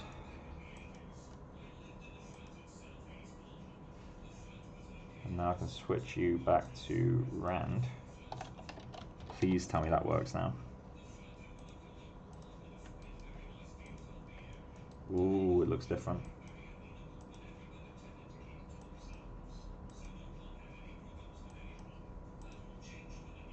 It looks like it's still working in clumps though, but at least it looks different. It looks less noticeable than it used to. So that's something at least. Still not the way I want it to look though. Oh, I need to change the noise in here as well. Get rid of that. 0. Get rid of the extra brackets.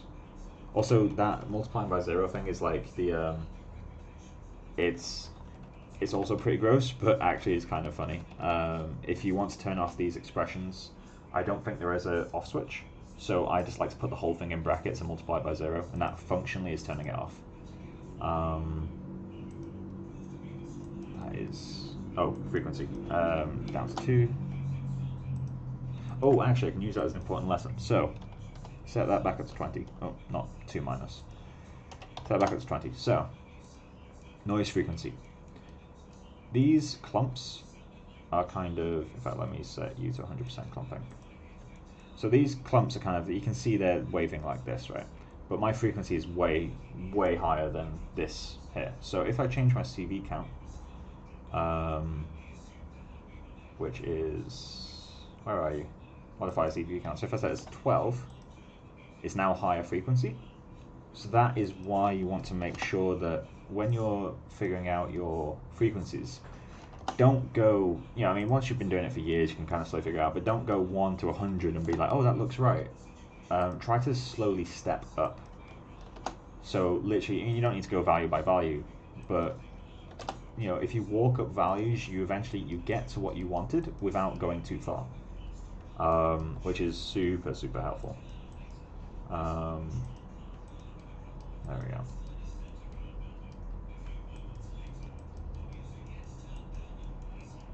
But yeah, so modifiers. Oh, actually, I'm gonna go back into this and copy it because I'm gonna be reusing that a lot.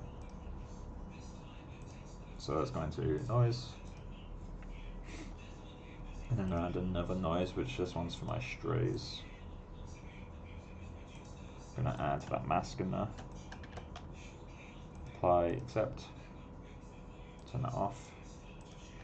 So that's default settings. I'm going to set that as a rand. Let's say 0.1, 0.2 even. Okay, so let's go rand 0.05 to 0.02. That bracket is the wrong way around.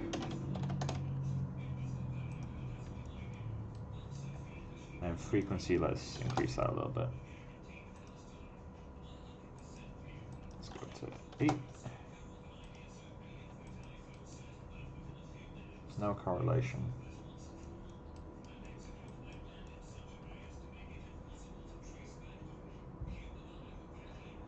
How does it work for varying length of hair? It doesn't consider it, as far as I'm aware. It treats every hair as if it's the same length. You can change that if you multiply your frequency by. So I've got it set to 8. If I go, where is the multiply? There. And multiply that by, I think it's C length. No, C length. There you go. So lowercase c, uppercase length, and that will take the. Now I'll take the length of the hair and multiply it with it, so the shorter hairs get less frequency. So I can just change that number here. And the longest hairs, which I think equate to a value of 1, because it is normalized, I believe. So the full length hairs will get a frequency of 16, and the half length hairs will get a frequency of 8 and whatever. For now, though, to keep it simple, I just tend to use block values, and you can always change that later. This eyebrow groom really isn't working the way I want it to, though. The clumping is the main issue, to be honest. Set maps. Ooh, this is going to be interesting. Right, so that needs to go down by 10% as well. And then, well, in this case I need to increase it, but I need to go through my clump systems and set all of those, which I'm going to do now, actually, before I forget. So, clumping, I have to decrease them all by 10. So density 0.1, I need to... Oh, that one was set to guide, wasn't it? So that one doesn't matter.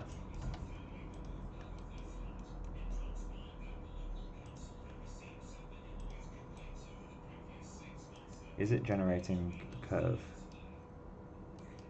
Or is it doing something down here? Ah, right. I'm gonna save this scene and reopen it.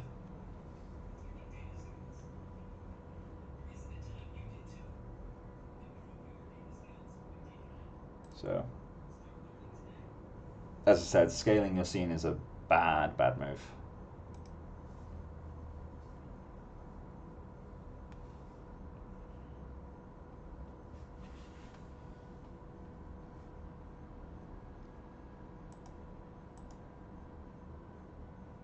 Come on, let's open the scene.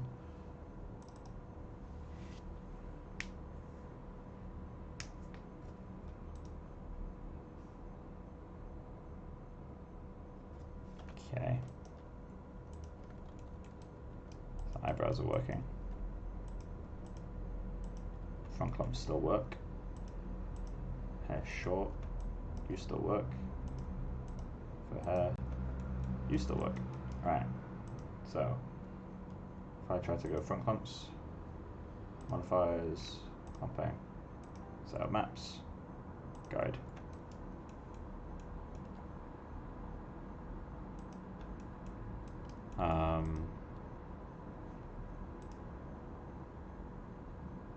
Right.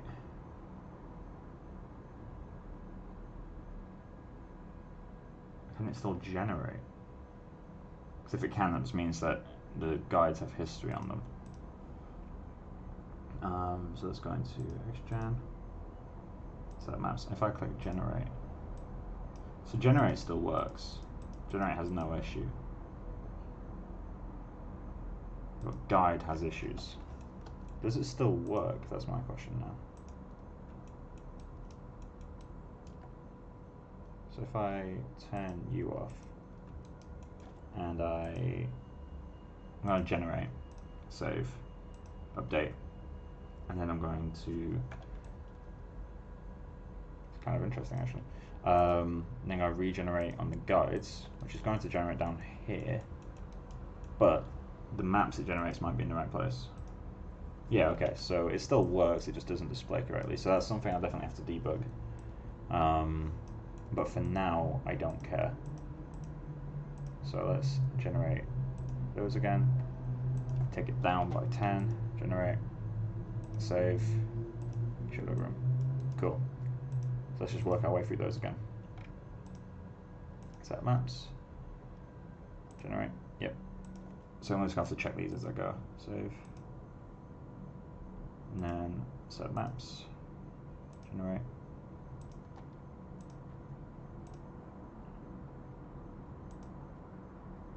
Cool.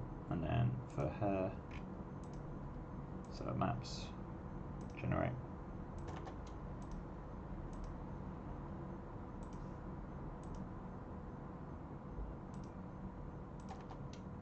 If you're wondering why I'm generating every time, it's just so I can visually see that it's going back to where it should be. So now if I update that, cool. So I guess the thing I need to check is, does this now work, the paint tool, next gen? Because what I was worried about is if I can paint textures or not.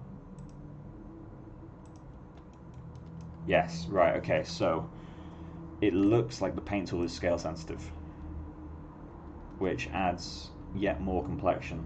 It might just be how it previews it, maybe under the hood it's working just fine. But yeah, that's painting fine now. Okay, so we've learned new stuff today. We've learned that the paint tool is even shitter than I thought.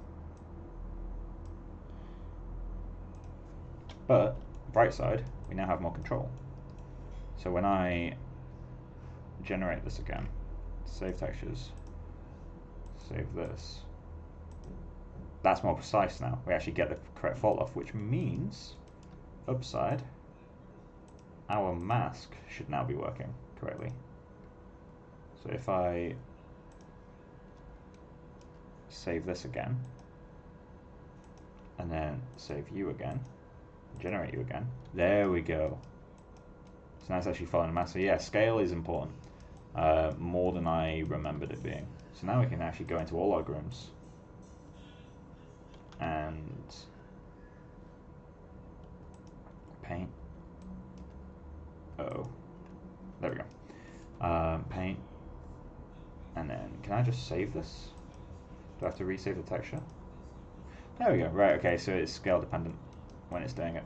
So I just have to resave this. That's really frustrating in a way.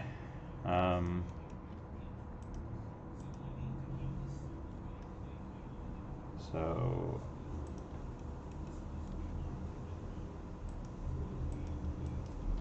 because I don't think, yeah, it's actually changing.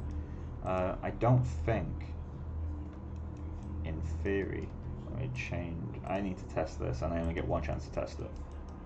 Do I have to display the groom? Do I have to display the texture for it to update correctly again? Where is it? There it is. So, saved. No, I do have to display it. Okay. Convert you back into PTEX. So you're still broken. Can I increase you then? Apply, accept, save, generate. There we go. Yeah, so the paint tool is scale dependent. I'll write that up somewhere because that's helpful information. And I don't know how widely known that is. It probably is quite widely known. But that presents a lot of issues, I think. Oh, X-Gen, you beautiful, beautiful creature. My utilities are still broken though. Right, so let's hide you. Go into Fun Club. How long has this been going now? I've been doing this for 2 hours already. Oh, almost 2 hours. I started streaming about 10 minutes before I went live, just so I could like get everything set up. Because I'm slowly learning how to do this streaming thing. So the map needs adjusting, but everything's working now. Okay, I'm glad I rescaled it. So now I can actually go in and paint an actual map for my density and for everything else as well. And I can fix these awful eyebrows, which I need to add a new modifier for cut. And drag him before the noises. That helps. Right, primitives. So I'm going to need to paint this like half density. So with eyebrows, the density tends to be a little bit lower on the inside, and then a lot lower on this side as well. We also tend to have a little layer below, but I'll get to that in a sec. So I'm going to open the paint tool, set this to 0.5. So I like to use solid values while I'm blocking out densities, just because they can be so confusing. And I need to make sure opacity is turned off, which it is. That's weird. Actually, it doesn't look like it is. So let's get the guides visible. So generally speaking, the area where the hairs are all pointing up, at least on the inside edge, tends to be where I like to leave the map, just as a first pass. So obviously, like, I'm going to blend this later, I'm going to add some textures. Then we need to blend it something like that will do. And strictly speaking, you would have a strip of lower density hair below this, like a big, like, kind of teardrop shape. But again, that's something I'll get to. But for now, I'm just going to do that.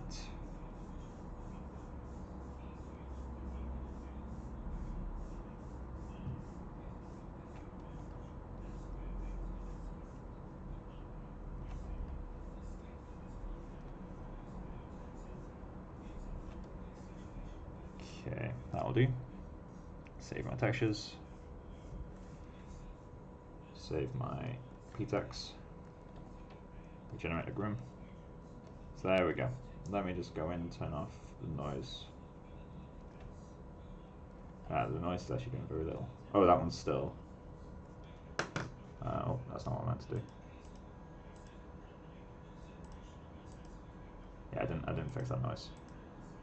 So let's remove the points. Or did I do this? I can't remember now.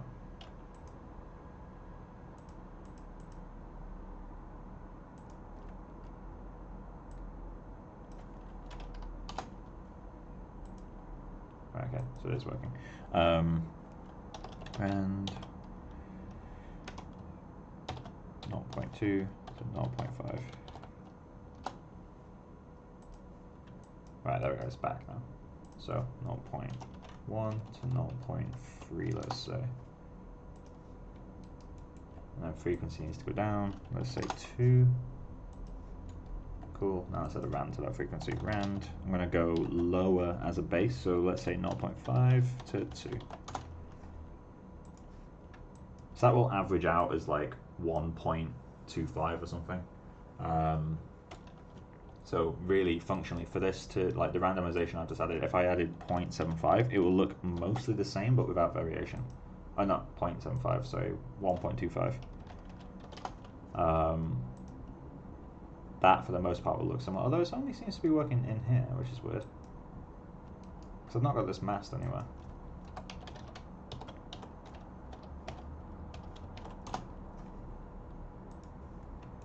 That's super weird. Anyway, let's add this. This is my strays noise now. It looks like the scale did fix the noise as well, which is good.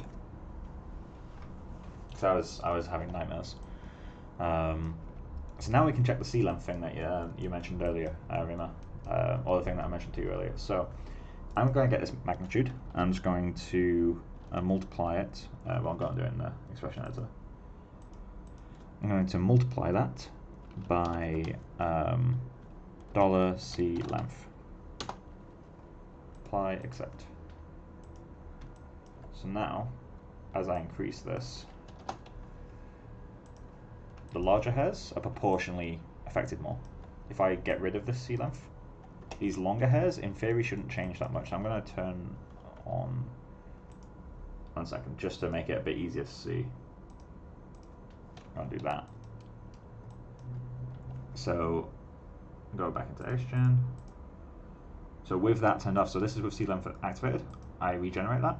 These hairs didn't change that much, they did change, sure, but these hairs changed a lot more. So now again, just add multiply by $C-length. Again, they're all affected. I don't know what the overall scale is, but these are affected a lot more. So that's how you can do it, just multiply by C-length at the end. And yeah, so that will get us something. These eyebrows are kind of gross though, to be fair. They need a ton of work. And to be fair, I need to randomize this as well. Rand 1 to 2 multiplied by C-length.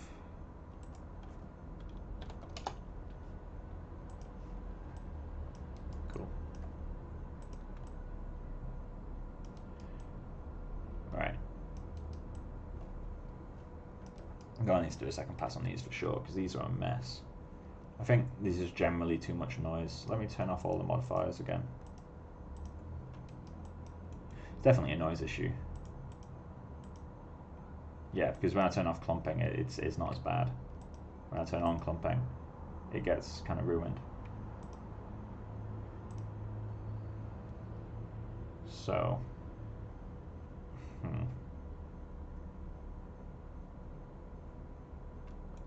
what would be best to do? Let's turn up correlation, see if that helps. That helps a lot, increasing the correlation.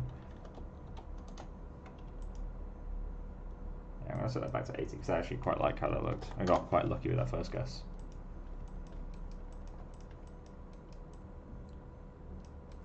Right, for the sake of getting something presentable by the end of this session, I'm going to start mirroring this. So, let's go into the guides. I'm going to mirror that. Now they don't match the texture. Now would be a really good time to have the utilities, because I could convert these to nose curves and pull them out, but sadly I can't do that. And I don't know if I can move the roots. This guy didn't have his length changed, width changed. Super thin. There we go. Can I transplant guides? I don't think I can with the existing tools. I need to move you again.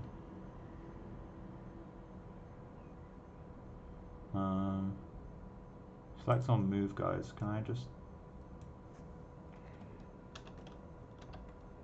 Let me search this. Back to Google. Google's your friend. I noticed, like, back when I was a student as well, I didn't really Google as much, but it's I was about to Google. XGen move guides. Control, select a guide, and then drag the guide.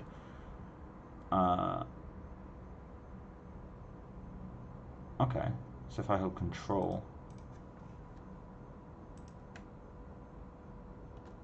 Oh, that's not a tool. This is a tool. Ah, cool.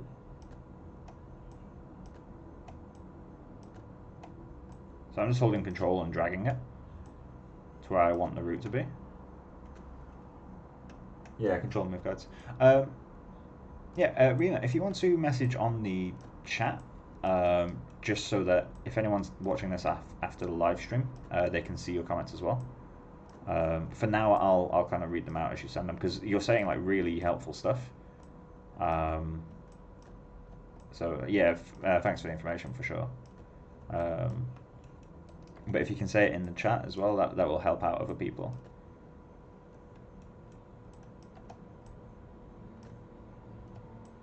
Also, just for everyone's note, there is about a 20-second delay, maybe longer. I counted 21 seconds when I started the stream. But yeah, so I don't know if it will be like always the same. Right, okay, so we got our guides. I'm just going to drag him a little bit higher. So I will get my guides in the right place before I start painting the mask. Because that mask changes everything. Well, that mask doesn't move the same way, anyway, I should say. Thanks, Rima. This guide needs to move up a little bit.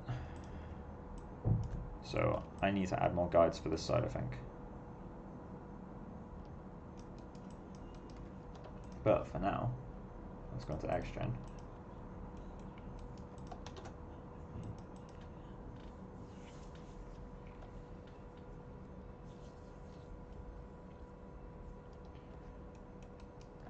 Right, I'm going to primitives, paint a map. Oh, I'm going to need to. Cool.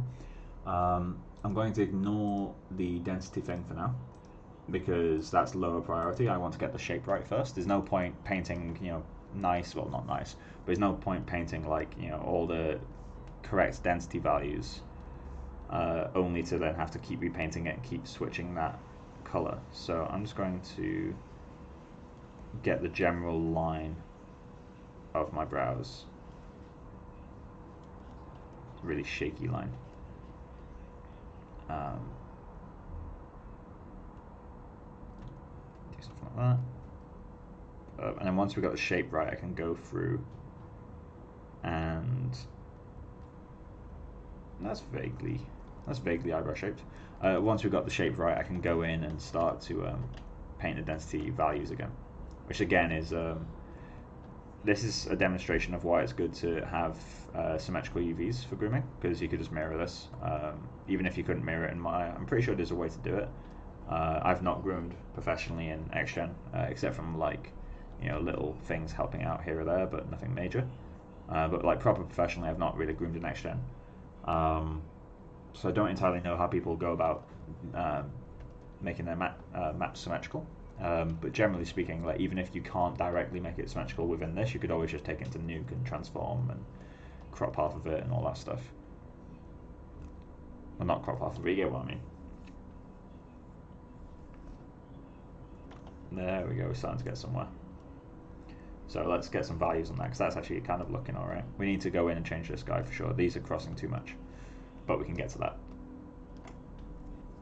I feel like I need to change the shape a bit though and make it a bit stronger, because like it needs more of an arch to read, but we can do that as like a separate thing. So let's go into modify. Oh, actually no, let's go into this tools, so use 0.5. I could eyeball it, but I don't like eyeballing it at this stage.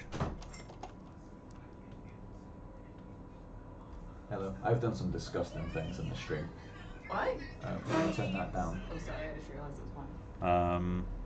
Yeah, I've done some disgusting things in the stream. Such as? So the character scale was really low, right? And I knew that going in, but I knew it was a problem. I didn't realise it would cause as many problems as it has. So I've scaled the character post groom, which is yeah. So I have no idea how many things that's broken right now. There's probably a very long list of things it's broken. Have you done a render yet? Not yet. That's something I'm scared of. Do it. Go on. I'm here. I'll support you. Well, I want to quickly get these two maps blocked out. Okay. I won't support you. No support unless you're suffering. What'd you say? What? Yeah, I will friggin' fight you. Do it. No, Also, we got a surprising amount of viewers on this one. 7. Yeah, 46. Oh, really? Oh, fuck, what? Mike's Oop. doing disgusting things.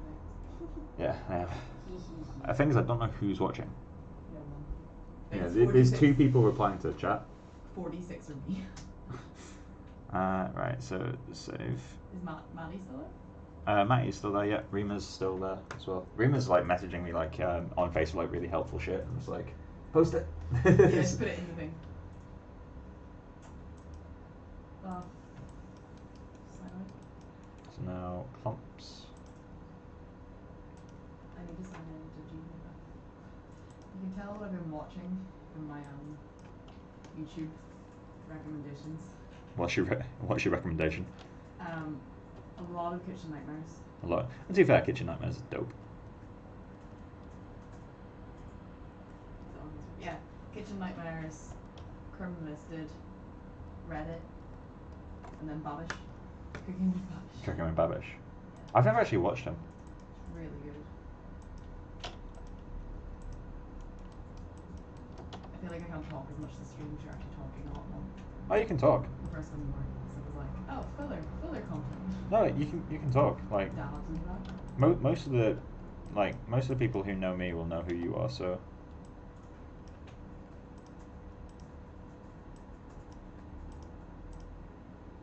Don't limit yourself. I'm the voice in the background, by the way. Oh, I've got an extra viewer. I wonder who that is now. Right, I'm going to do the scary thing and do a render. You're using a low amount of guides. Oh, I need to get my lights. Ready? Wait. Have you refreshed it yet? I've reopened my. If that's what you meant. No, I mean the groom, like. See if it's Would it- working or not. I've not rendered it since, but I don't know if these light values are going to work. Right, so save this scene. Need to assign the shader I made. That opens up some sculpture on my desktop, which may not, I guess. Good luck, I guess. I wish my client sent me stuff that's larger. Thank you.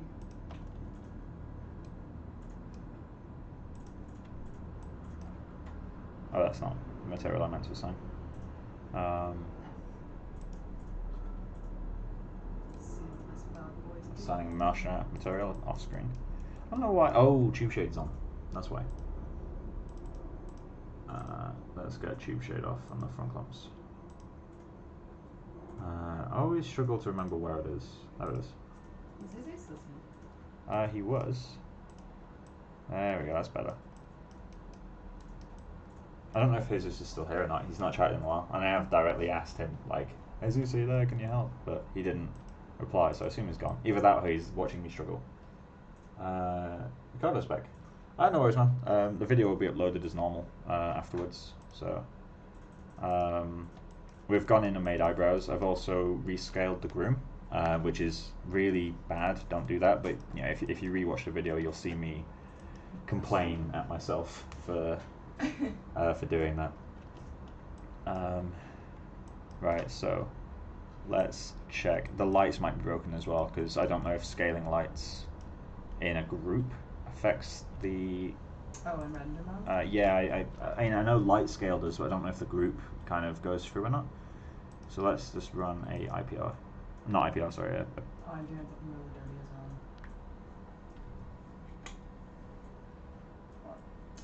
well. I'm Oh, it looks like the lights work. Let's see if the groom works. Yeah. You can only see the eye.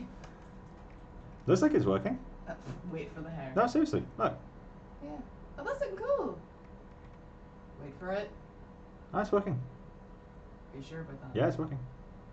I want to give it. I'm gonna model them little earrings whenever I'm done putting some of these vines in. The eyebrows actually work relatively well when rendered because they kind of shit up front. Oh, are they? Yeah, like it's a really like I spent most of that time grooming, kind of like battling, really. Oh, battling the shade. Like I think I spent about 15 minutes or 20 minutes of this stream just googling with the Google result. No, not ref. Searching how expressions work, so I can try to find out how to work. I can explain to you after the stream. Oh. This is working quite well though. I really like it. Thanks for your eyebrow wrap, Daddy. I need to definitely change the shape of this eyebrow. It's too flat. That one is everyone there. I really like. This one's working well. This one needs to go like that. I think it needs to have like either a less extreme shape or like an underneath. You know what I mean? I think it needs to be more extreme. I think it needs to like push up. Yes, that's what I meant. Like the opposite of the other one. Oh, yeah, the that's yin what I and meant, the yang, yin yang, yeah. The yin and yang. It works though. I feel like he'd be really cute if he had like little earrings or something. You know what I mean? Like Yeah. add to his little. I'm definitely gonna retop OCD for you so we can get like looked at on him. And I can put a triplanar projection on it just to get something on there. I want to do it. but I want to do it. I like it. Yeah, his eyebrows are actually working. I'm actually really surprised how well they turned out first go. Granted, this is low resolution, kind of noisy. Let's render a bit closer up. Yeah, I think you know, like have you ever seen snake earrings? No barbecks. No, you ever seen snake? So they're earrings that like hook onto your ear and they like they hook like that. so it looks like a snake's going up your ear. Uh-huh. So I think he would nearly suit one of them because he's got that kind of vibe of being like. Because he's got snake skin. Yeah. Well, he hasn't yet. Maybe let's go. I don't know. I'm kind of liking having the really flat shading.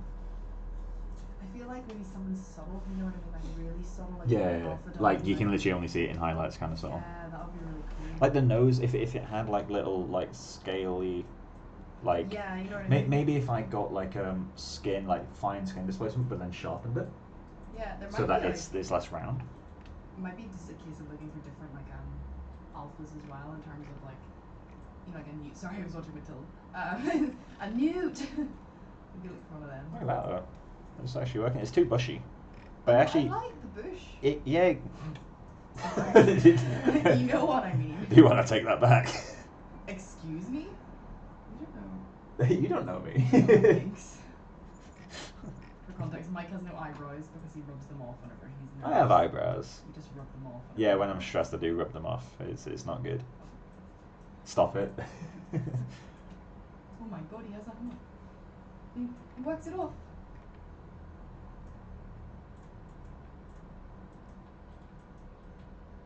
I'm trying to like scatter lines and it's the most friggin' painful thing. See, having the painted texture behind kind of helps because it means you get these like phantom clumps that aren't really there. Oh really? Is there painted? That's the texture. Oh, is that? Yes, so you removed That helps a lot. Like, less like. But I kind of like having them there. It's playing to my benefit. Granted, for production you'd remove them, but.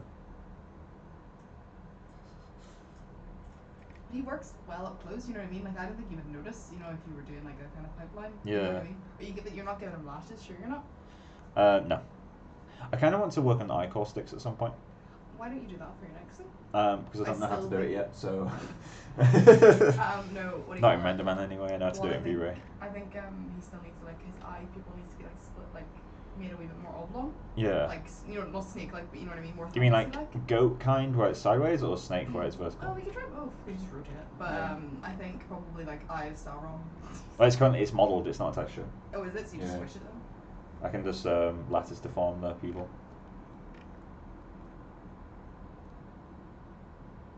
I feel like he needs, you know, like a Danny. Have you ever seen Shaolin Showdown? Frig, actually, that's a good reference for like Google Shaolin Showdown. It was a Jackie Chan series back in the old day. Or no, was it Shaolin Showdown? Was it? I don't know. Google Jackie Chan animated Is it this? series. No, sorry. Google Jackie Chan animated series. It might bring the wrong one up actually. It was on like whenever we were younger. It was on like This one? Yeah. Jackie Chan Adventures. It doesn't remind me. No, that's really not it. It was. I'll see if I can find it. But the kid actually had parted hair like that, and he had a really big hoodie. Maybe it's a different series I'm thinking of, but it was definitely on like Nick or one of the Cartoon Network, probably Cartoon Network actually, because it was a bit more violent-y. Yeah. I always forget that you didn't really have much television. Well, I had television. I spent most of my time as a kid watching documentaries. Big nerd. Animal Planet was sick. Like, I was obsessed. And Crocodile Hunter. Okay, no, I'll give you that. Yeah. Oh yeah, but that was like a crap show whenever you think about it. Well, Crocodile Hunter. Yeah, they actually, instead of just moving. Do not diss Steve Irwin. He died for our sins, okay? Oh no, I think we were talking about the one that like actually murdered them. You thinking Crocodile Dundee? No, it's a movie, Michael. Is it? I can't remember anymore. It's amazing. I watched it recently. This kind of works. I need to fix the silhouette still, so I've got a bunch of notes. I'm tempted to leave the eyebrows where they are because they work for now. Also, considering it's the same shader on eyebrows and hair, the eyebrows read well. I do need to change the shape of this guy though. So maybe I'll do that now because I'm already in the zone of kind of working on eyebrows. So if I bend these, Oh, I'm so smart that you read this small. I'm an absolute genius, Michael, tonight. I'm proud. And you beat a vine. Right, so. Oh, absolutely wonderful. Are you quite okay? Yeah, this is working a lot better than I thought it was going to. That's always nice. Yeah, like I'm so shocked. Like I am shook. Shooketh. Like I'm able to just reuse assets, you know what I mean, to scatter. Mm-hmm. But I didn't think about it when I did it, because I forgot that these were here because I couldn't see them on the larger piece of artwork that I had. I don't think you can see them in game either, but it's good to just have them in case they want them. Plus there's water in the way, so like I don't actually need to think about like where the lines like intersect, if you know what I mean. Yeah. Maybe rotate this one a bit more, make it a bit less goofy. See, if I'm doing this, I need to kind of add, I need to add like creases above his eye, like just little skin folds. So I might have to make a displacement for that. Oh yeah. Maybe it's like a separate layer, like a layer, not a layer shader, a layer texture. I keep pressing the fucking the Windows key. I keep doing that too, and I'm like, what's going on? Oh, Francisco just arrived. Why is everything broken? Did you try another groom software like Yeti or Onatrix? If so, what's the pros and cons? So Onatrix I've never tried. I have seen it. It looks genuinely amazing, but I've never personally tried it. If anyone from Onatrix ever sees this, send me a license. That'd be greatly appreciated. Yeti I have used. I really do like Yeti. For creatures, I think it's the best grooming tool that I've used. I really don't like XGen for creatures. Just because the guide tools aren't as nice. Whereas Yeti, like, there's no distinction between guides and, like, basically Yeti, the way the guides are, there's functionally no distinction between groomable splines and regular guide work, because you can use, like, combs and stuff on the guides. And it's not the same as XGen Interactive, like, it does seem to work a bit different. So I'm just trying to figure out, I think that curve is working. Although I'm going to need to change the texture. I think my favourite thing about Yeti that I've seen is that you can like grab an object and it becomes your groom. Like, you know what I mean? Yeah. Like if you're doing a mustache, you could take literally your ZBrush, pick it up, and it's like, it basically follows the shape. That's the thing, because it's so cool. What's the word I'm looking for? Attractive? Oh, this works by click. Cool. No, because it's node based, it's so easy to swap stuff out. Yeah. So things like updating model version is incredibly easy. Right, I need to go through and repaint the mask for this guy now. So this is going to be way out of whack, and the texture is going to be really confusing now because you got the head texture, which is going to be below this. What am I doing? There we go. Right, so I need to paint this out.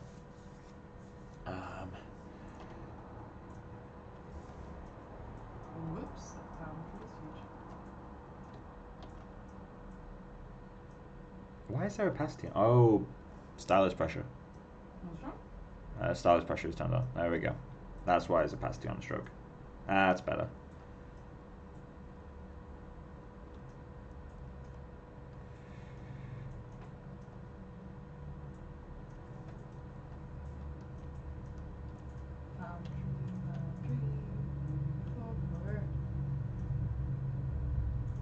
I'm trying to like put, look at this artwork I have, I'm trying to put the objects like in the background, you know what I mean? Yeah. Like in the foreground, and I've realised like how big some of my assets probably need to be compared to one another.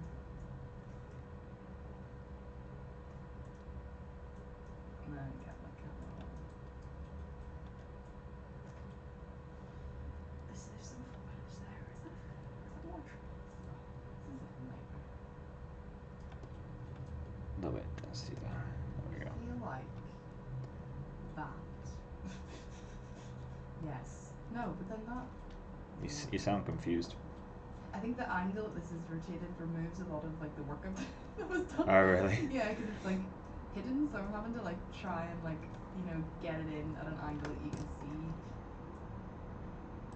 like the nice stuff in the scene. So Right, this is too angular, but we'll see if the general shape works. Yeah, like the big ass. I'm anything but angular. I am round, I'm beveled. I'm smooth previewed. I'm smooth previewed. Nothing more. Alright, so the texture's going to be straight, so this is going to look super funky, but let's see. Bring this slot in. Save. Oh, there we go. Why don't... Oh. So. What have I done? I feel like the general flow of it's going to work this time, but... What? No, I thought I deleted What did you just say? I deleted a tree that I needed to be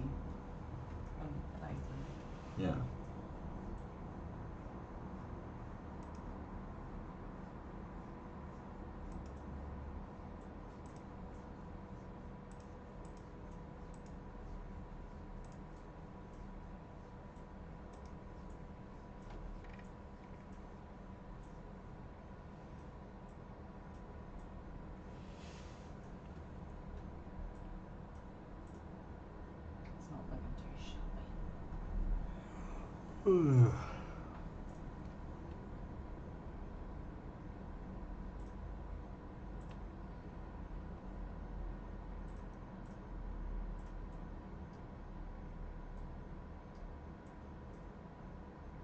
Michael.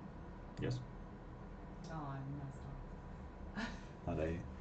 The texture's still there, so you can actually see it, but I feel like having the arch on top helps, at least from what little we can see so far. Yeah, yeah.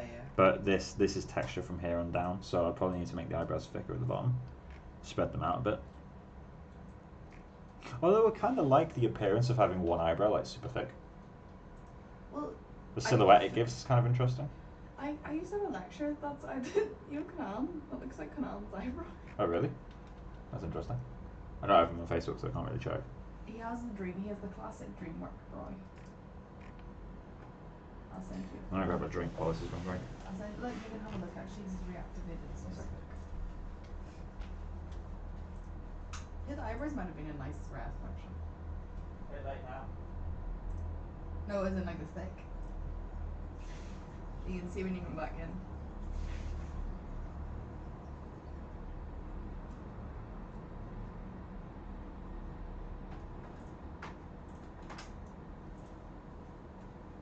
They have water. Okay. Oh yeah. Kind of interesting. And then his eyebrows do the classic DreamWorks brow.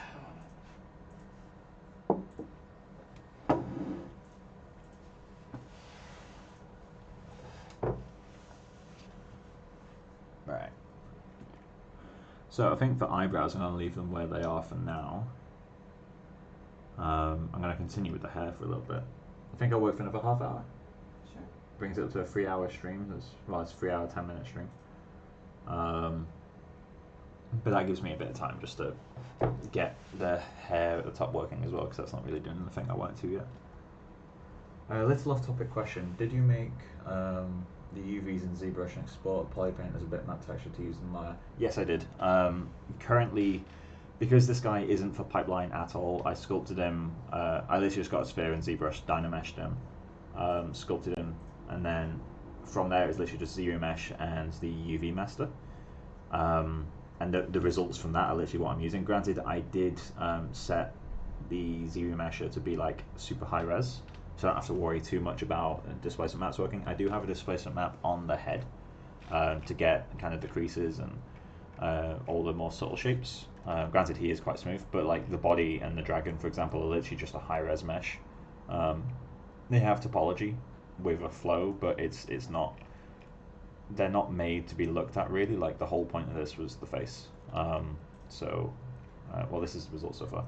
But if I look around the scene, you'll kind of see. Let's turn off this. Let's turn on wireframe unshaded. So yeah, I've got like some generic zero mesh of flow, nothing special.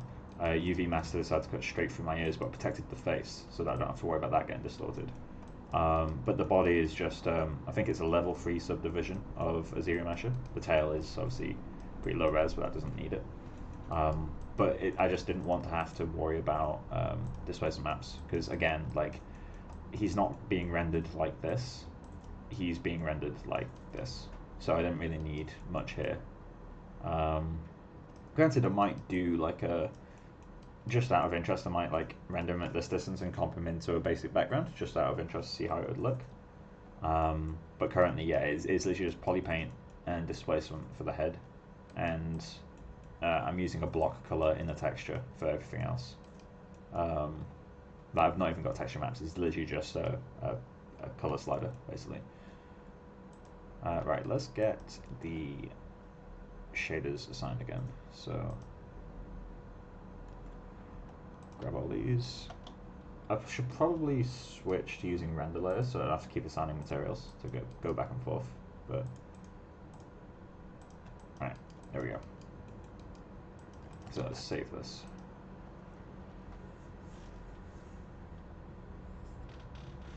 The viewer count is slowly climbing. Very slowly, mind. Very slowly. I have 2. I have 10 on mine. Yeah. Oh, 9. It dropped down. I said it's going up, and someone was like, "Oh fuck this guy, leave." Right, let's go into hair short, because I want to check if fixing the scale fixed the cut. Probably didn't. It might have done.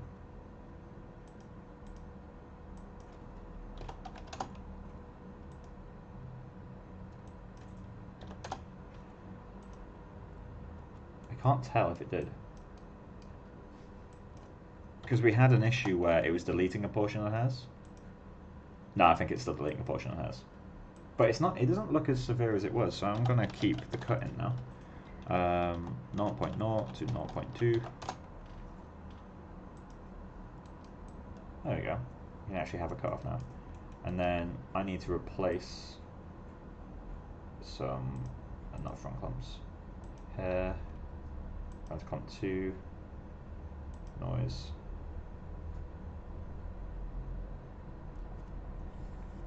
And then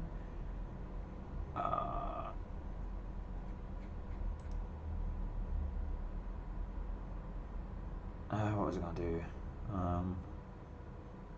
Okay.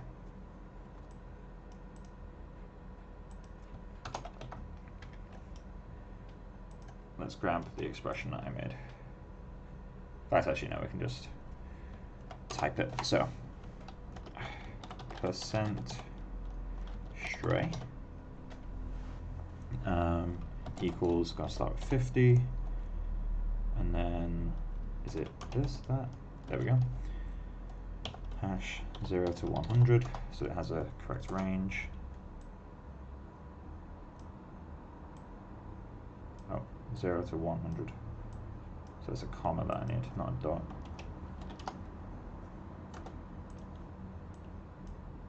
So use a 50.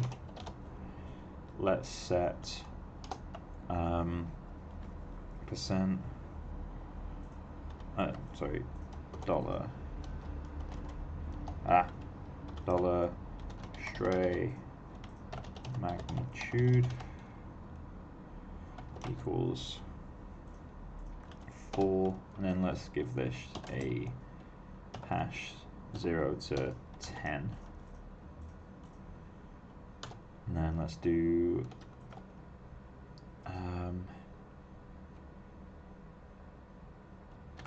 magnitude min is 0.5. That one can be from 0 to 2. In fact, no, 0 to 2 is a bit harsh. Let's go 0 to 4. And then copy paste that to magnitude max. I'm going to set that to 2. Right, so let's do rand. Rand is less than dollar percent stray, and if so, return stray magnitude. If not, return rand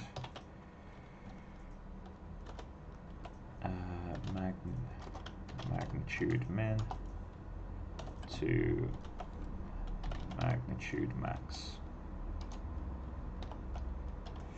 Apply. Cool. So, in theory, that should now look the same. It does. Cool. It should also work, which it's not.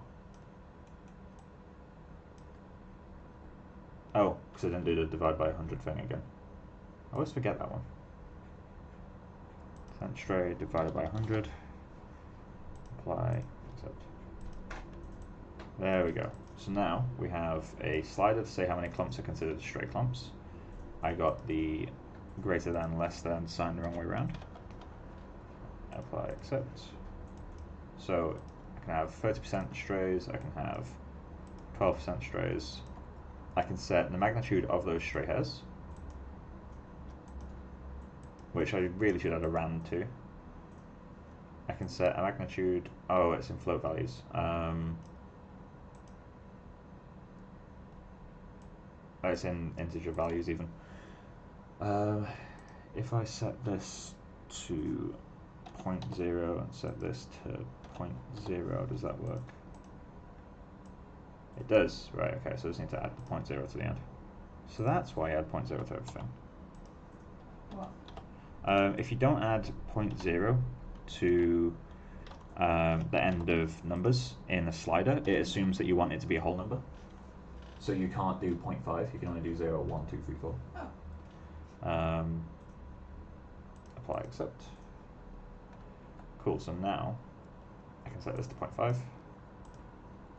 So basically this now gives me the control of, I can set how many clumps are considered stray clumps. I can set the magnitude of the noise on those stray clumps. And then whatever clumps aren't stray will receive a random amount of noise between this number and this number. It's basically what that's doing. I need to introduce this earlier so that we're getting some breakup in the middle. And then I'm going to find a way for this to work. Linear. Linear.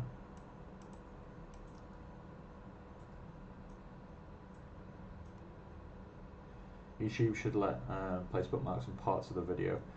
You can create links. If you get the URL from the video, and then let me find this. Add time to YouTube URL. So you can send yourself the URL, and if you add at the end of the link, put a question mark and then T. So I don't know if you can see it just here. You put a question mark T, and then you can put equals 20 seconds, so that when you open the video, it starts at 20 seconds. So in the case of this, you'd have to put 2H47M and around 20S, and that will bookmark. There's a way, I think if you hit click share now, it says in it like that feature's not there anymore. Oh really? Yeah, Get rid of it? yeah. The last time I checked, it's not there anymore, which is a dumb thing to remove. But yeah.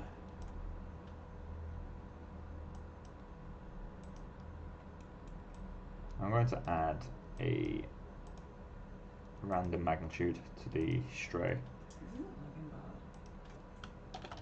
Stray magnitude min. Stray magnitude max. I'm gonna set you a little bit higher.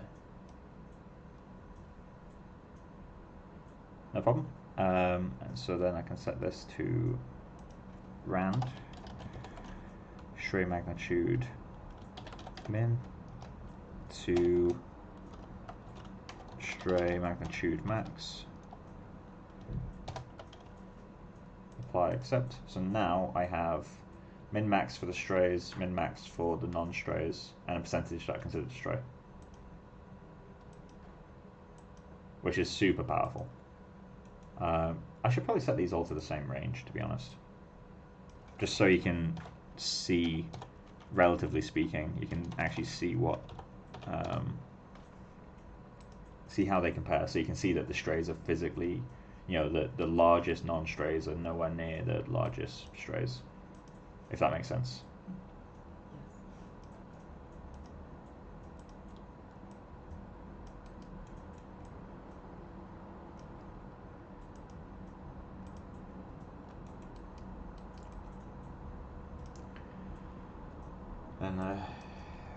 And frequency I need to change. Rand 0. Let's say 0.4 to 0.8, so I'll average around what it used to be. This guy's way too strong. I'm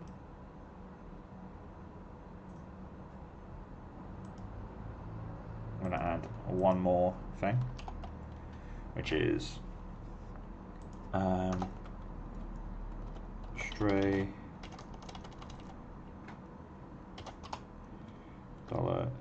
$stray seed equals 1,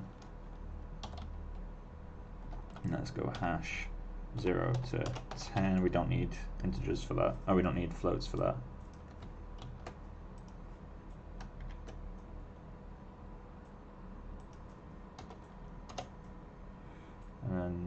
stray seed, noise seed. Sounds for the stray, so we want to put stray seed. This is getting to be quite a long expression now.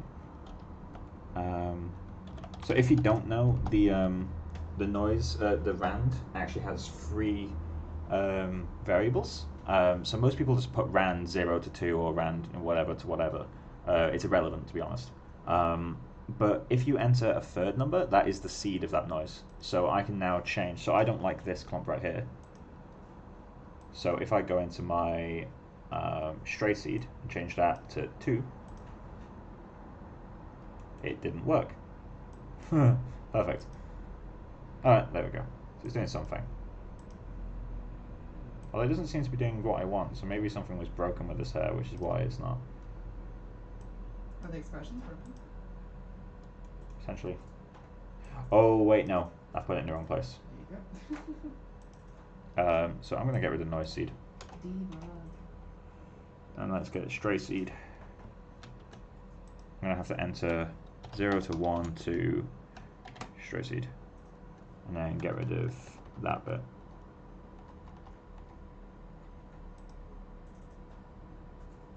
Apply. Ah! So now I need to get rid of stray seed at the end of this guy. And I need to get rid of noise seed at the end of this guy because he doesn't exist anymore. Apply, accept. So now, cool, so now it works. So now I can change the stray seed. So if I don't like the strays I've got, I can just change the seed and I get different strays. I want to move where that is though. I want that to be just below here. Apply, accept, there we go. So represent stray, the seed of the strays.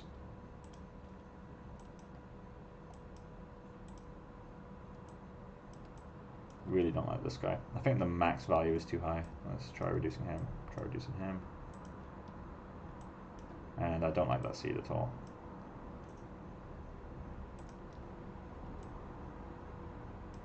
Frequency is too high as well.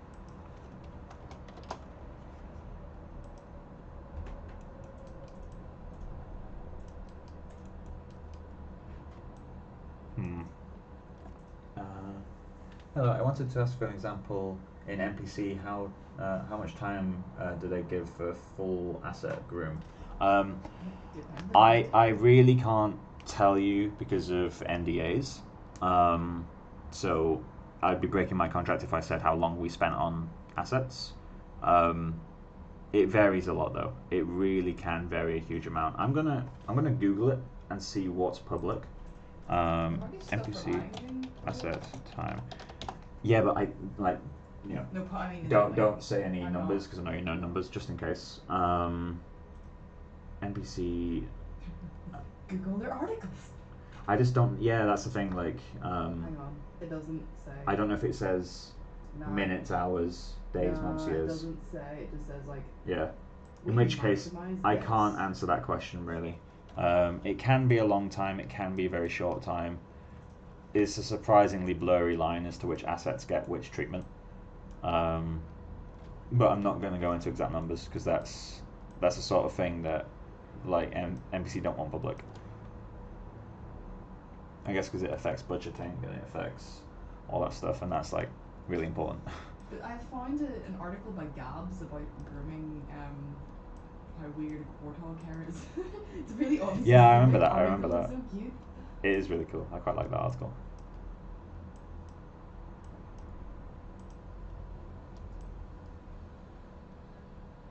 I'll reduce the percent stray.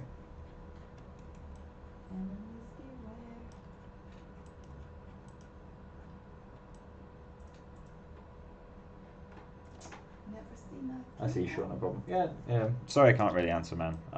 There's probably information out there somewhere, but I know for a fact that my boss, when I was a groom artist, did watch this stream at least at some point.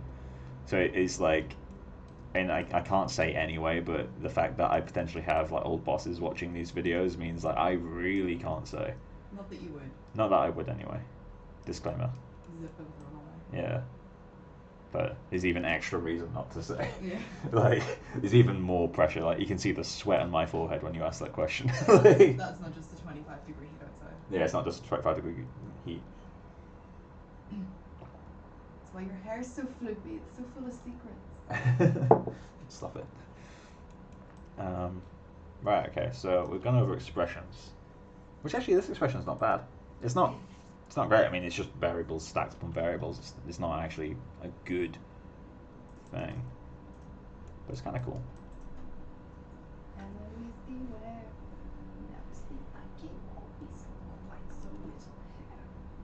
You alright? Really cute. Shut up. Stop flirting. Stop it. Stop it. I think that ZBrush hates my computer right now. I'm gonna send you my oh, it might actually be too big. I'm gonna transfer you my self-esteem. Ooh, we transfer. I can't remember what these noises are doing. Because you can't name modifiers. So this one's the general breakup. This one is strays, and then the other one was curling the tips of strays. Oh, it's super weak. I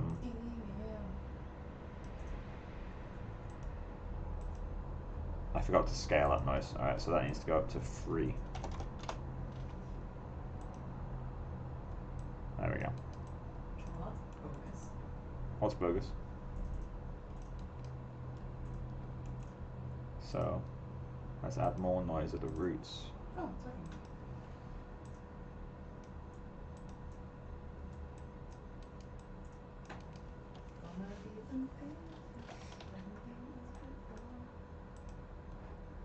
Let's go for front clumps.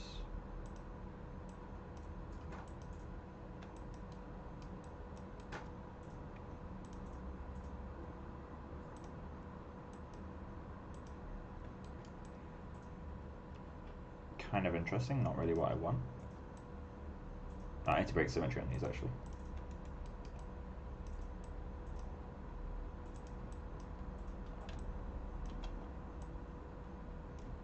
Even if it's just something super subtle like that. Just so it's not perfectly symmetrical. Has anybody ever told you that the fact that your dragon boy is called Dragon Boy makes it sound like Daddy Boy? You don't need to draw those parallels. The pipes. I don't know the rest of it. There's a song that I used to listen to. Danny Boy, was it? Yeah. Danny Boy. The one Not I was that one. thinking. Not Eva Cassidy. No. Oh no, Jackie Boy was. It's like a rap that I used to listen to. So It's hard kind of to cool. I can't remember who was it who made it. Song. I'm not gonna play it on stream, obviously, but. You're embarrassed of crappy music choices. And it is like first year. There, Omar Links. In first year of uni, that was like on repeat for me. Your jam. It's not necessarily a good song, but I used to quite like it. I want the kitty cat to come in through the doors. I know I missed the cat. I want it to come back. Alright, so now that I've got that done, I'm going to reassign those textures again. Not textures, the shaders. I'm working on your. You're working on the boy as well. Yeah. I'm gonna delete everything right for his head though. Or Do yourself a favour, scale them up by 10. Scale him up by 10. Yep. I'm not doing texture. I'm only doing Doesn't matter. Just scale them up by 10. Okay. Just in case you want to do anything. Files one. He's tiny. He's like 7 centimeters, Aww. and it causes issues. It causes more issues than I expected it to cause. Things that I didn't even know were related to scale. Texture resolution. Yeah. Is linked to the scale of the object. Yeah. What do you mean, yeah? Yeah. You knew that? Yeah. The texture resolution, as Oh, in you paint, and if the object is small, even though the UVs and the vertices are the same size, Like the pixels will be it's completely more off. pixelated. Yeah. That makes sense. No, it doesn't. It does. It's tiny and then it's big. Yeah, but like if you paint a tiny object, it's like super pixelated. But if it's a map in Xgen, they're not linked to UVs. Or It's linked to the well, it was displaying weird in the Maya paint tool, so Yeah. it wasn't Xgen, it was the Maya paint tool. That is weird. It's scale dependent, not UV dependent. Which means if you're grooming a mouse, you're gonna have to scale it up by 10 times, work on it, make all your maps, and scale it down by 10 times. Then there's probably workarounds, I reckon. Oh yeah, there's definitely workarounds. Studios are using Xgen. There's probably like a pipeline. I mean, not many studios use Xgen, to be honest. Like that is public information. Like most studios don't use Xgen. Like at least VFX studios, they all use like their own tools. Like MVC is public with Fertility. ILM uses Haircraft, which is public. DNegs isn't public. Framestore, I don't know. Yeah, I don't know. Weta use Wig or Barbershop. I think Wig is the new name. Barbershop look cool, or Wig now. Yeah. It's got some really nice features. Cool, It has a literal comb. Yeah. Like it actually it displays it as a comb. Oh, that's cool. Yeah, at least it did back in the Barbershop demo. Maybe it was a UI thing. I don't know. They have a literal clone brush for hair. Why is it completely the wrong color? And out Lambert. Give me him with the groovy prop. Yeah, but I didn't give you the project, so the groom won't be in there. You just need to delete the Xgen file. Everything is slow. Everything is slow. Since I did the grimace since I opened it. The new Facebook doesn't actually react to your scaling that well. Really? Like if you scale your window to like just shy of half size, it gets really confused. You know, I used to do, Windows had that snap function for a while, and then they kind of got rid of it, and they brought it back. It's the most annoying thing. I like it if you're using Ref, because then you. I think you're wrong. Why? You can zoom in independently on the one window. Yeah, it's, Remember shit whenever I showed you, you could use tabs for shit. yeah. There's a lot of like, the Windows. Was it Windows key tab? Yeah, no, it's control. Alt tab. Alt tab. That should fit clean. I've been using computers daily for years and years and years and years. Never knew that. Is it just janky? What's that? You have. I'm gonna delete everything on this scene for the boy.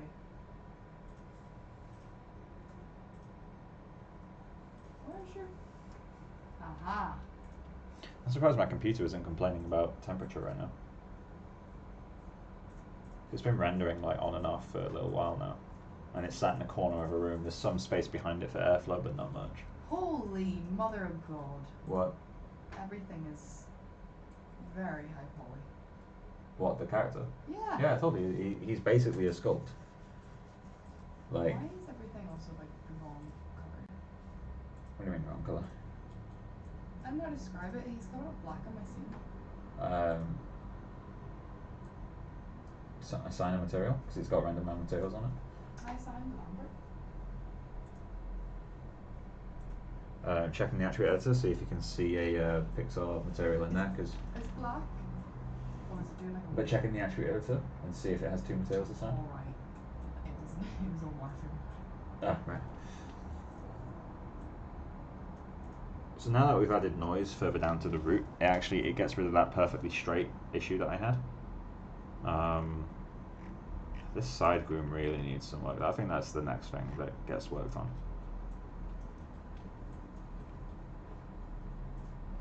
But it's getting there. Render with a bit of depth of field, get some J.J. Abrams lens flares in there. And, have to pop off character's looking great. Thanks for the stream. I'm like, yeah, no problem, man. I probably won't be streaming for that much longer, to be fair, but if it does end up going on for a while longer, obviously the link will still be up. But yeah, enjoy the rest of your night, man. Who's that? Thanks for coming. Duddy. Hi, Daddy. Bye, Duddy.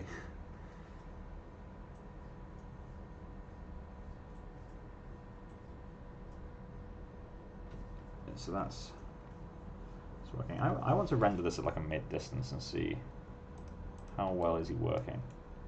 Like once I get out like here, how well render man, preview render.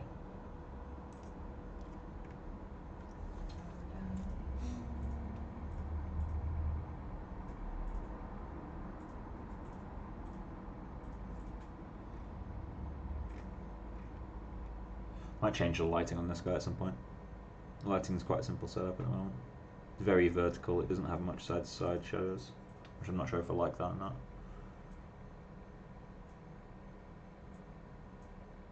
Because of the lighting angle though, he has like a slightly crazed look in his eyes when you look at a distance. Look. Yeah. Like one's brighter than the other. I feel like he needs more of a hellish to him, you know what I mean? He reads. He reads.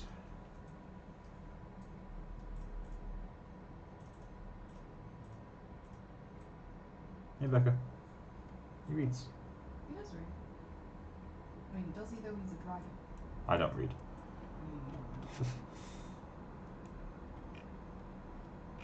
I need to smooth the tail.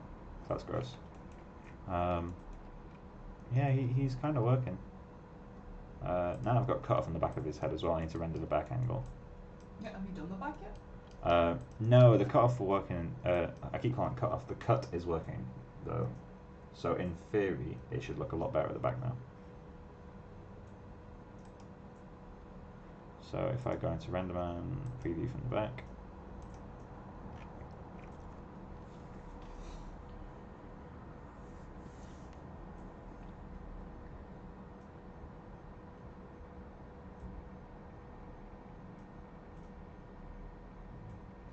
Does anyone who's still in the stream have any questions, by the way?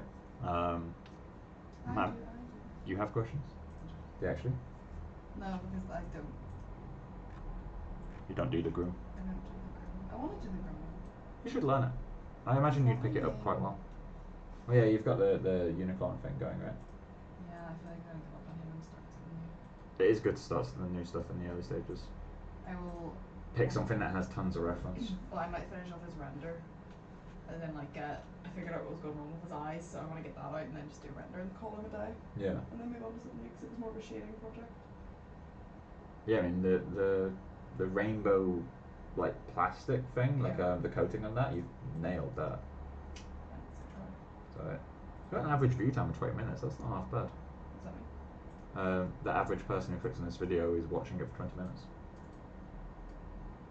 that's a decent chunk of time. That's some TV episodes. Granted, this is a 3-hour film at this point, but 20 minutes isn't bad. Not bad.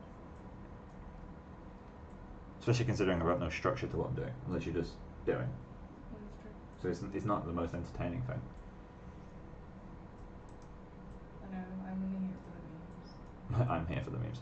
You're here because you live here, Becca. I need to get myself a better sugar daddy.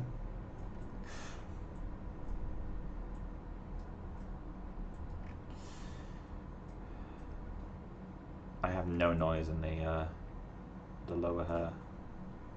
Stop that shit.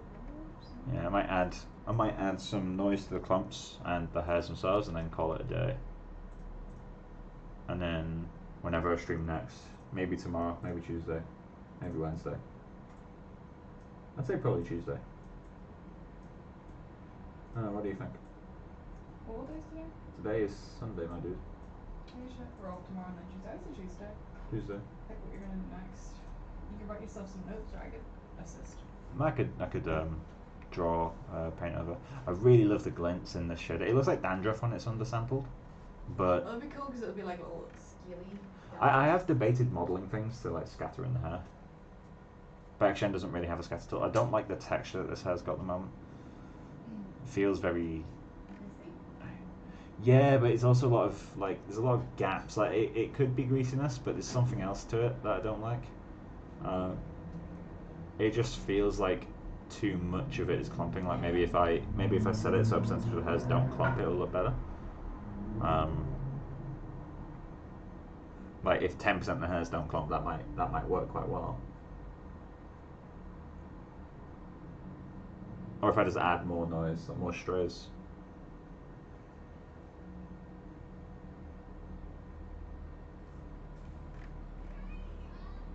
Right, well, I'm going to kill this render and fix up the back.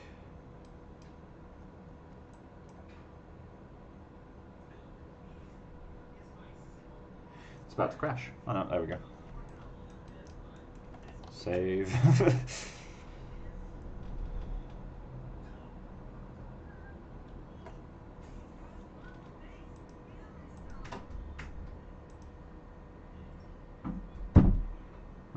So let's go into modifiers.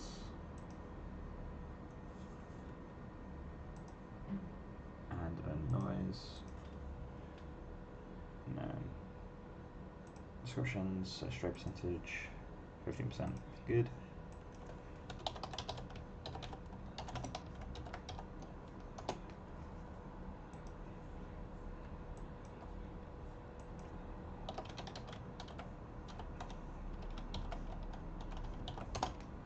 Oh, that is not that one.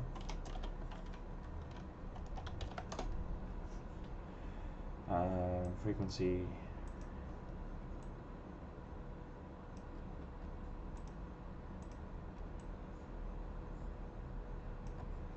I need to reduce that.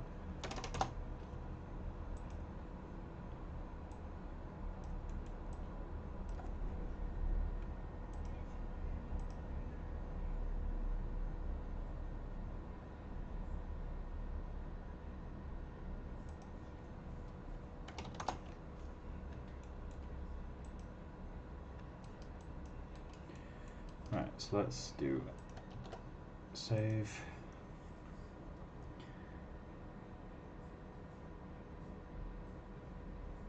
Renderman IPR this time. Get something a bit quicker.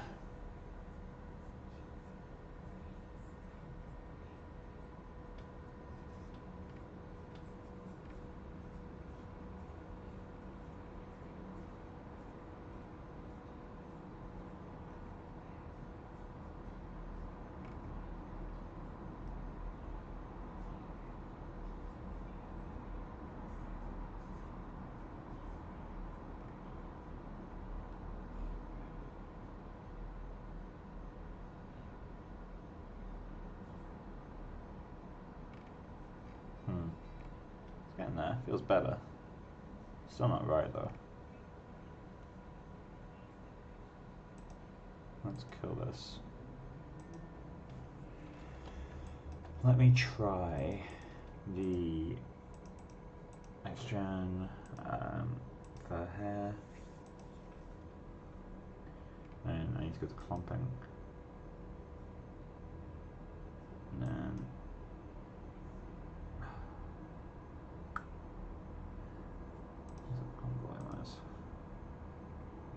let's go to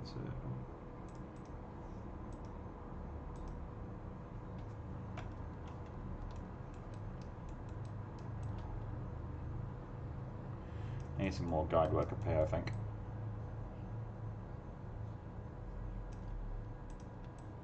Yeah, I need some more guide work up here. That'd be one of the reasons it's looking weird. If I add, loving this new haircut. If I add a guide in right here, yeah, it's intersecting. Click that out. Let's get it up just a tiny bit.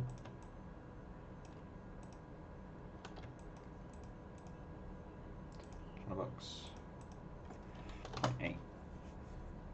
Where else do I need to check for guide intersections? Quick tip, if you add a guide, it interpolates it the same way it interpolates your hair. So if you add a guide to a particular position, that's what the hairs are doing in that region. So if I want to check for intersections in this area, I can place a guide and check, which it does, if it intersects with the mesh below it. So I can scale it up now. I can add some taper to make it a little bit easier to read. Then I can, oh, I'm going to get rid of this. Then I can do this. And now the hairs in that region aren't going to be as affected as they were by intersection.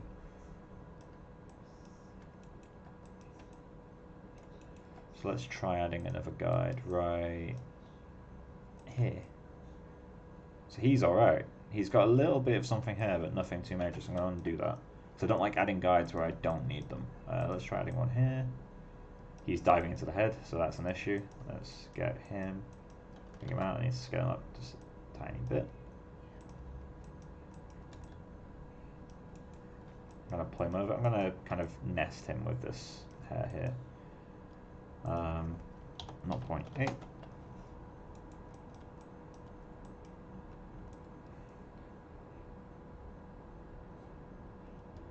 Okay.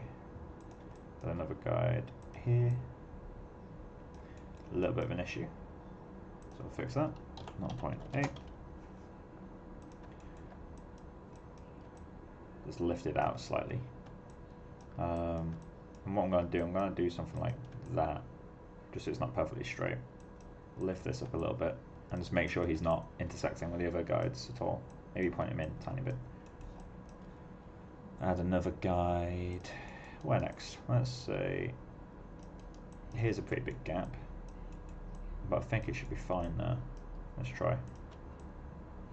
Yeah, that's fine. It needs some more interest in the shapes, but nothing major. That's fine, that's not intersecting. That is intersecting quite badly, so let's add a guide right there. Yeah, it's intersecting with this guy, so scale him up. And this is quite a non-linear way of doing guides. Like, I'm literally just adding guides purely where there's intersections. And I'm going to pull him like that. Sometimes it's nice to have multiple guides going like the same, like they kind of line up. That can be quite nice sometimes, although I am going to bend him. Come on. I'm going to maybe curl him up slightly. Maybe that will look good. And curl him in. That could look cool. And now I'm definitely going to need a guide in the middle here. Or maybe not. Maybe it would be good to get more flows, but I think until I want to do that, let's try here. A little bit of an issue, nothing too major. Let's put it a little bit higher. Oh, here we go. I'm getting that bug again. Huh. Right, okay. So my channel box is gone again. I'll need to restart Maya to fix that. But luckily, taper's not too important, and because we've rescaled the model, the size of the guides is about right now. So let's scale him up just slightly. Cool, save. And with this I'm going to do another render from the back, and some of it will be fixed. Not all of it, but some of it will be fixed. So XGen, show the groom again.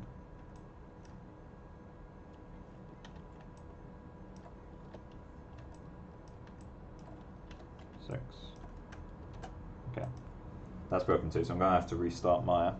So what I'll do, I'll restart Maya, re-render, we'll see how it looks, and then I think we'll call it a day there. While I'm doing this, because obviously I've got a couple of minutes until I've been able to get a render, if anyone has any questions, now is the time to ask.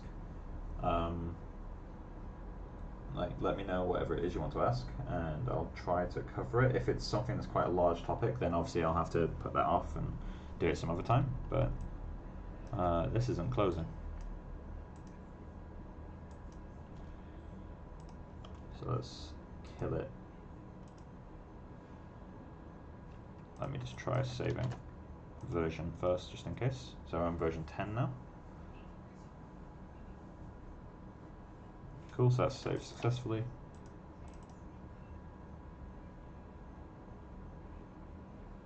Yeah, Maya's dying. So I'm going to have to kill it in Task Manager.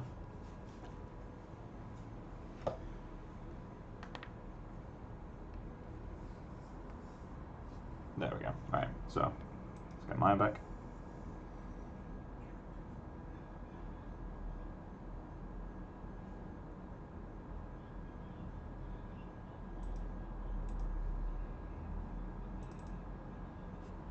Scenes are slowly getting larger.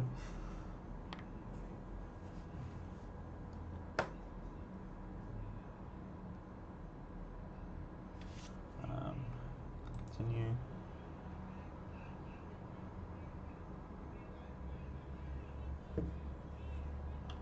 Cool, right, so show the eyebrows, show front clumps, kind of short. It's all working so far. Cool. Let's get this angle we like. Let's say something like this will do for now. Luckily we'll still have our history as well. I'm going to do a proper preview render on this though.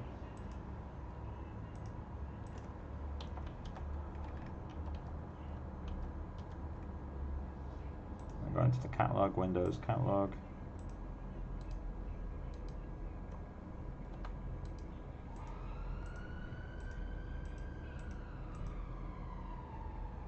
I don't know what this is that is producing. ID. Why is it making an ID? I don't remember giving anything an ID.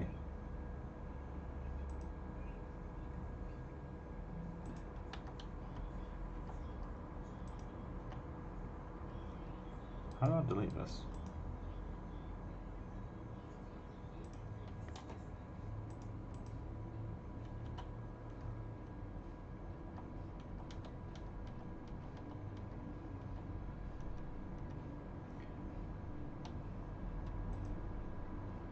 It's a pretty subtle difference today.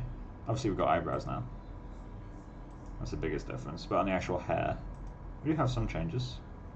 Getting a bit more interesting now, slowly. Mainly looking at the roots here. See how it used to feel a lot more straight? Now it's got at least something to it, at least a little bit of something breaking it up. But yeah. So, how's this bit looking? That's still rendering. Let's do this thing for a bit. Wait a minute. Is there any way where we can paint a map for variations between super thin clumps and broad clumps? So you can do that. The easiest way I know off the top of my head, I can investigate it at some point if you want to go in more depth. But when you're in clumping, you can generate and paint a mask. So this is going to painting this at 1 will generate the full amount of curves, and then painting anything less than that will like delete like a percentage of them. So you can set it to like, you know, if you want the clumps to be twice as big in one area, then you can paint 1 everywhere and then paint 0.5 in one particular region. You can also, if you click somewhere that adds a clump guide, I'm not going to do it on this guy, especially while I'm rendering, but you see how it's given us this, we've got this add points tool here. If I click anywhere, it will add a clump curve, so you can add them wherever you want as well, using that. I'm not going to test that while I'm rendering, but especially since my CPU is at 100% usage right now, so not the most stable time for me to start messing about with it. That helps quite a bit. So you see how adding those guides that get rid of intersections, so you see how in this region we can kind of see a line here. It's pretty subtle, but there is like, you know, you can see like the end of this guy, end of that guy, end of that guy. That's intersection, because when we look at this guy, that's gone. There's a hole. This needs filling in. I need either noise or a clump map to kind of get rid of the influence. But you can see how there's that horrible line isn't there anymore. There's still got intersections here. I think that's based on noise. But you see how it's all kind of, I mean, once we get a full render, we'll see everything in full. But you see how we're getting less, like, you see how these hairs are diving through this clump here and going straight down? And we're getting less of that now? That's because we've gone in and fixed the intersections in the guides. There's plenty of ways to fix this stuff, but the most effective is definitely guides. The other ways, you can kind of mess about with noises and clump sizes that will kind of, you know, if you get lucky with the randomization, it will give you kind of clumps going between each other, kind of like what I've got, I guess, here, where none of them are intersecting, or even like here. So like none of these are intersecting despite the fact that the guides in that area were. And that's just because the clumps are quite lucky and they're diving between each other. But yeah, so slowly getting there. It's not good yet. This still doesn't feel right at all. This is still pretty, I wouldn't say it's bad, but it's, the groom doesn't have a good feeling to it yet. Granted, I don't want it to feel super smooth, but it is too much right now. These clumps are far too defined. I need something to break them up. Sub-clumping could help, potentially, and having this like subtly pull out in some regions to like split the clumps. But currently it feels like, if I was to zoom out a lot, it feels more like coarse hair rather than clumps, which is a sign that it's gone wrong. Yeah, I'm going to leave that here for now. So I'm going to count the groom as done, at least for tonight's live stream. I'll continue it. I don't know if I'll do any live streaming tomorrow, just because like you know, tomorrow's the last day off before going back to work on Tuesday. So, well, say going back to work, working from home, but tomorrow's the last day off, so I might just enjoy my time. But Tuesday night I might do another live stream. Maybe tomorrow, we'll see. But yeah, if anyone has any questions, let me know. Francisco, are you going to add some extra eyelashes as well? No, not for this guy, just because he's modelled without eyelids, and I kind of wanted just the eyeliner to work really. So if I go to the front renders, like I kind of prefer just having this eyeliner for now. It's all I really wanted, but obviously without eyelids, it's kind of hard to place eyelashes. So I'm just gonna keep it with that for now. Although maybe on the next character I do, I'll do some eyelashes. I can kind of walk through the process there. In terms of the next stream, I think what I'm going to focus on, I'm going to quickly clean up these textures because I want to get rid of this super thick section. In some ways it's interesting, but if I'm going to do it, I'd rather do it in Groom. I need to fix this side Groom as well. It's just not right. I think it's primarily a width thing. Length feels okay to me, but width, whether it's the taper or the actual width of the hairs, I'm not sure yet. I also need to add like baby hairs doing their own thing. That'll make the front a lot more interesting. That will be quite difficult just because the scalp is pretty close to the hairline, so I'll have to figure out a way to do that. But I'll probably just add some baby hairs just to kind of add some interest. And then we need to start adding the stray clumps that are doing their own thing. Like the really thin ones that render sculpt. I don't have the renders of the sculpt anymore.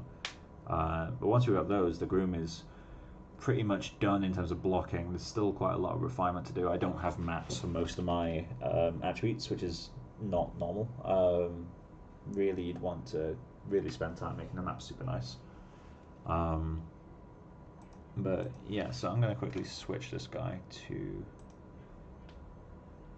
let's grab all of you, assign the hair tube shader.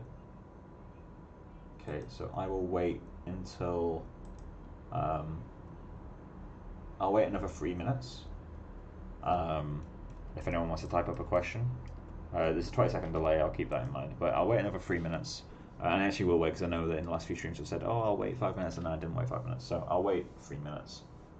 If any questions pop up, I'll answer them. If not, then we'll call it off there. But yeah, so the stream is basically done now. If anyone wants to leave, feel free. And yeah, I'll see you again on the next stream, whenever that happens to be. And in the meantime, if anyone's typing any questions, just send them through as quick as you can, just so I know that they're being sent. I've just got to look around the room for now.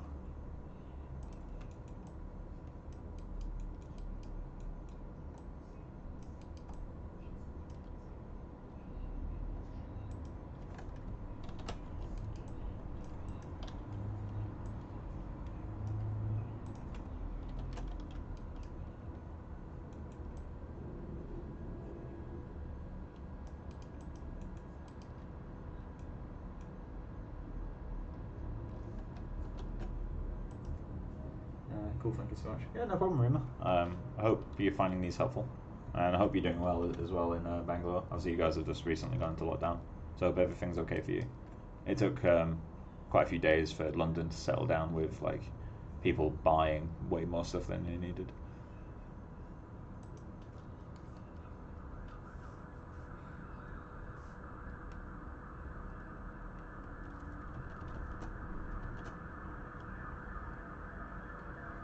Looking forward to see how you achieve those baby hairs. Again, thanks for sharing your knowledge and your time. Yeah, no problem, man. I really do enjoy teaching quite a lot, so I'm more than happy to do this stuff. As long as I know people are benefiting from them, I'm happy to keep doing them. And yeah, baby hairs will be pretty simple. I'm not going to do too much of a complex setup. I have done complex baby hair grooms before, but nothing completely mad. So I'm just trying to figure out where I want the stray clumps to go. 'Cause I'm not sure I want to follow the sculpt 1-to-1 anymore.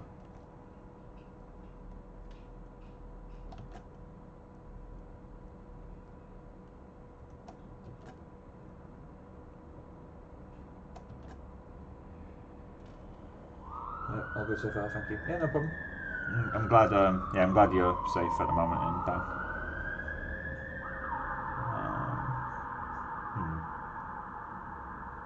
This is too uniform.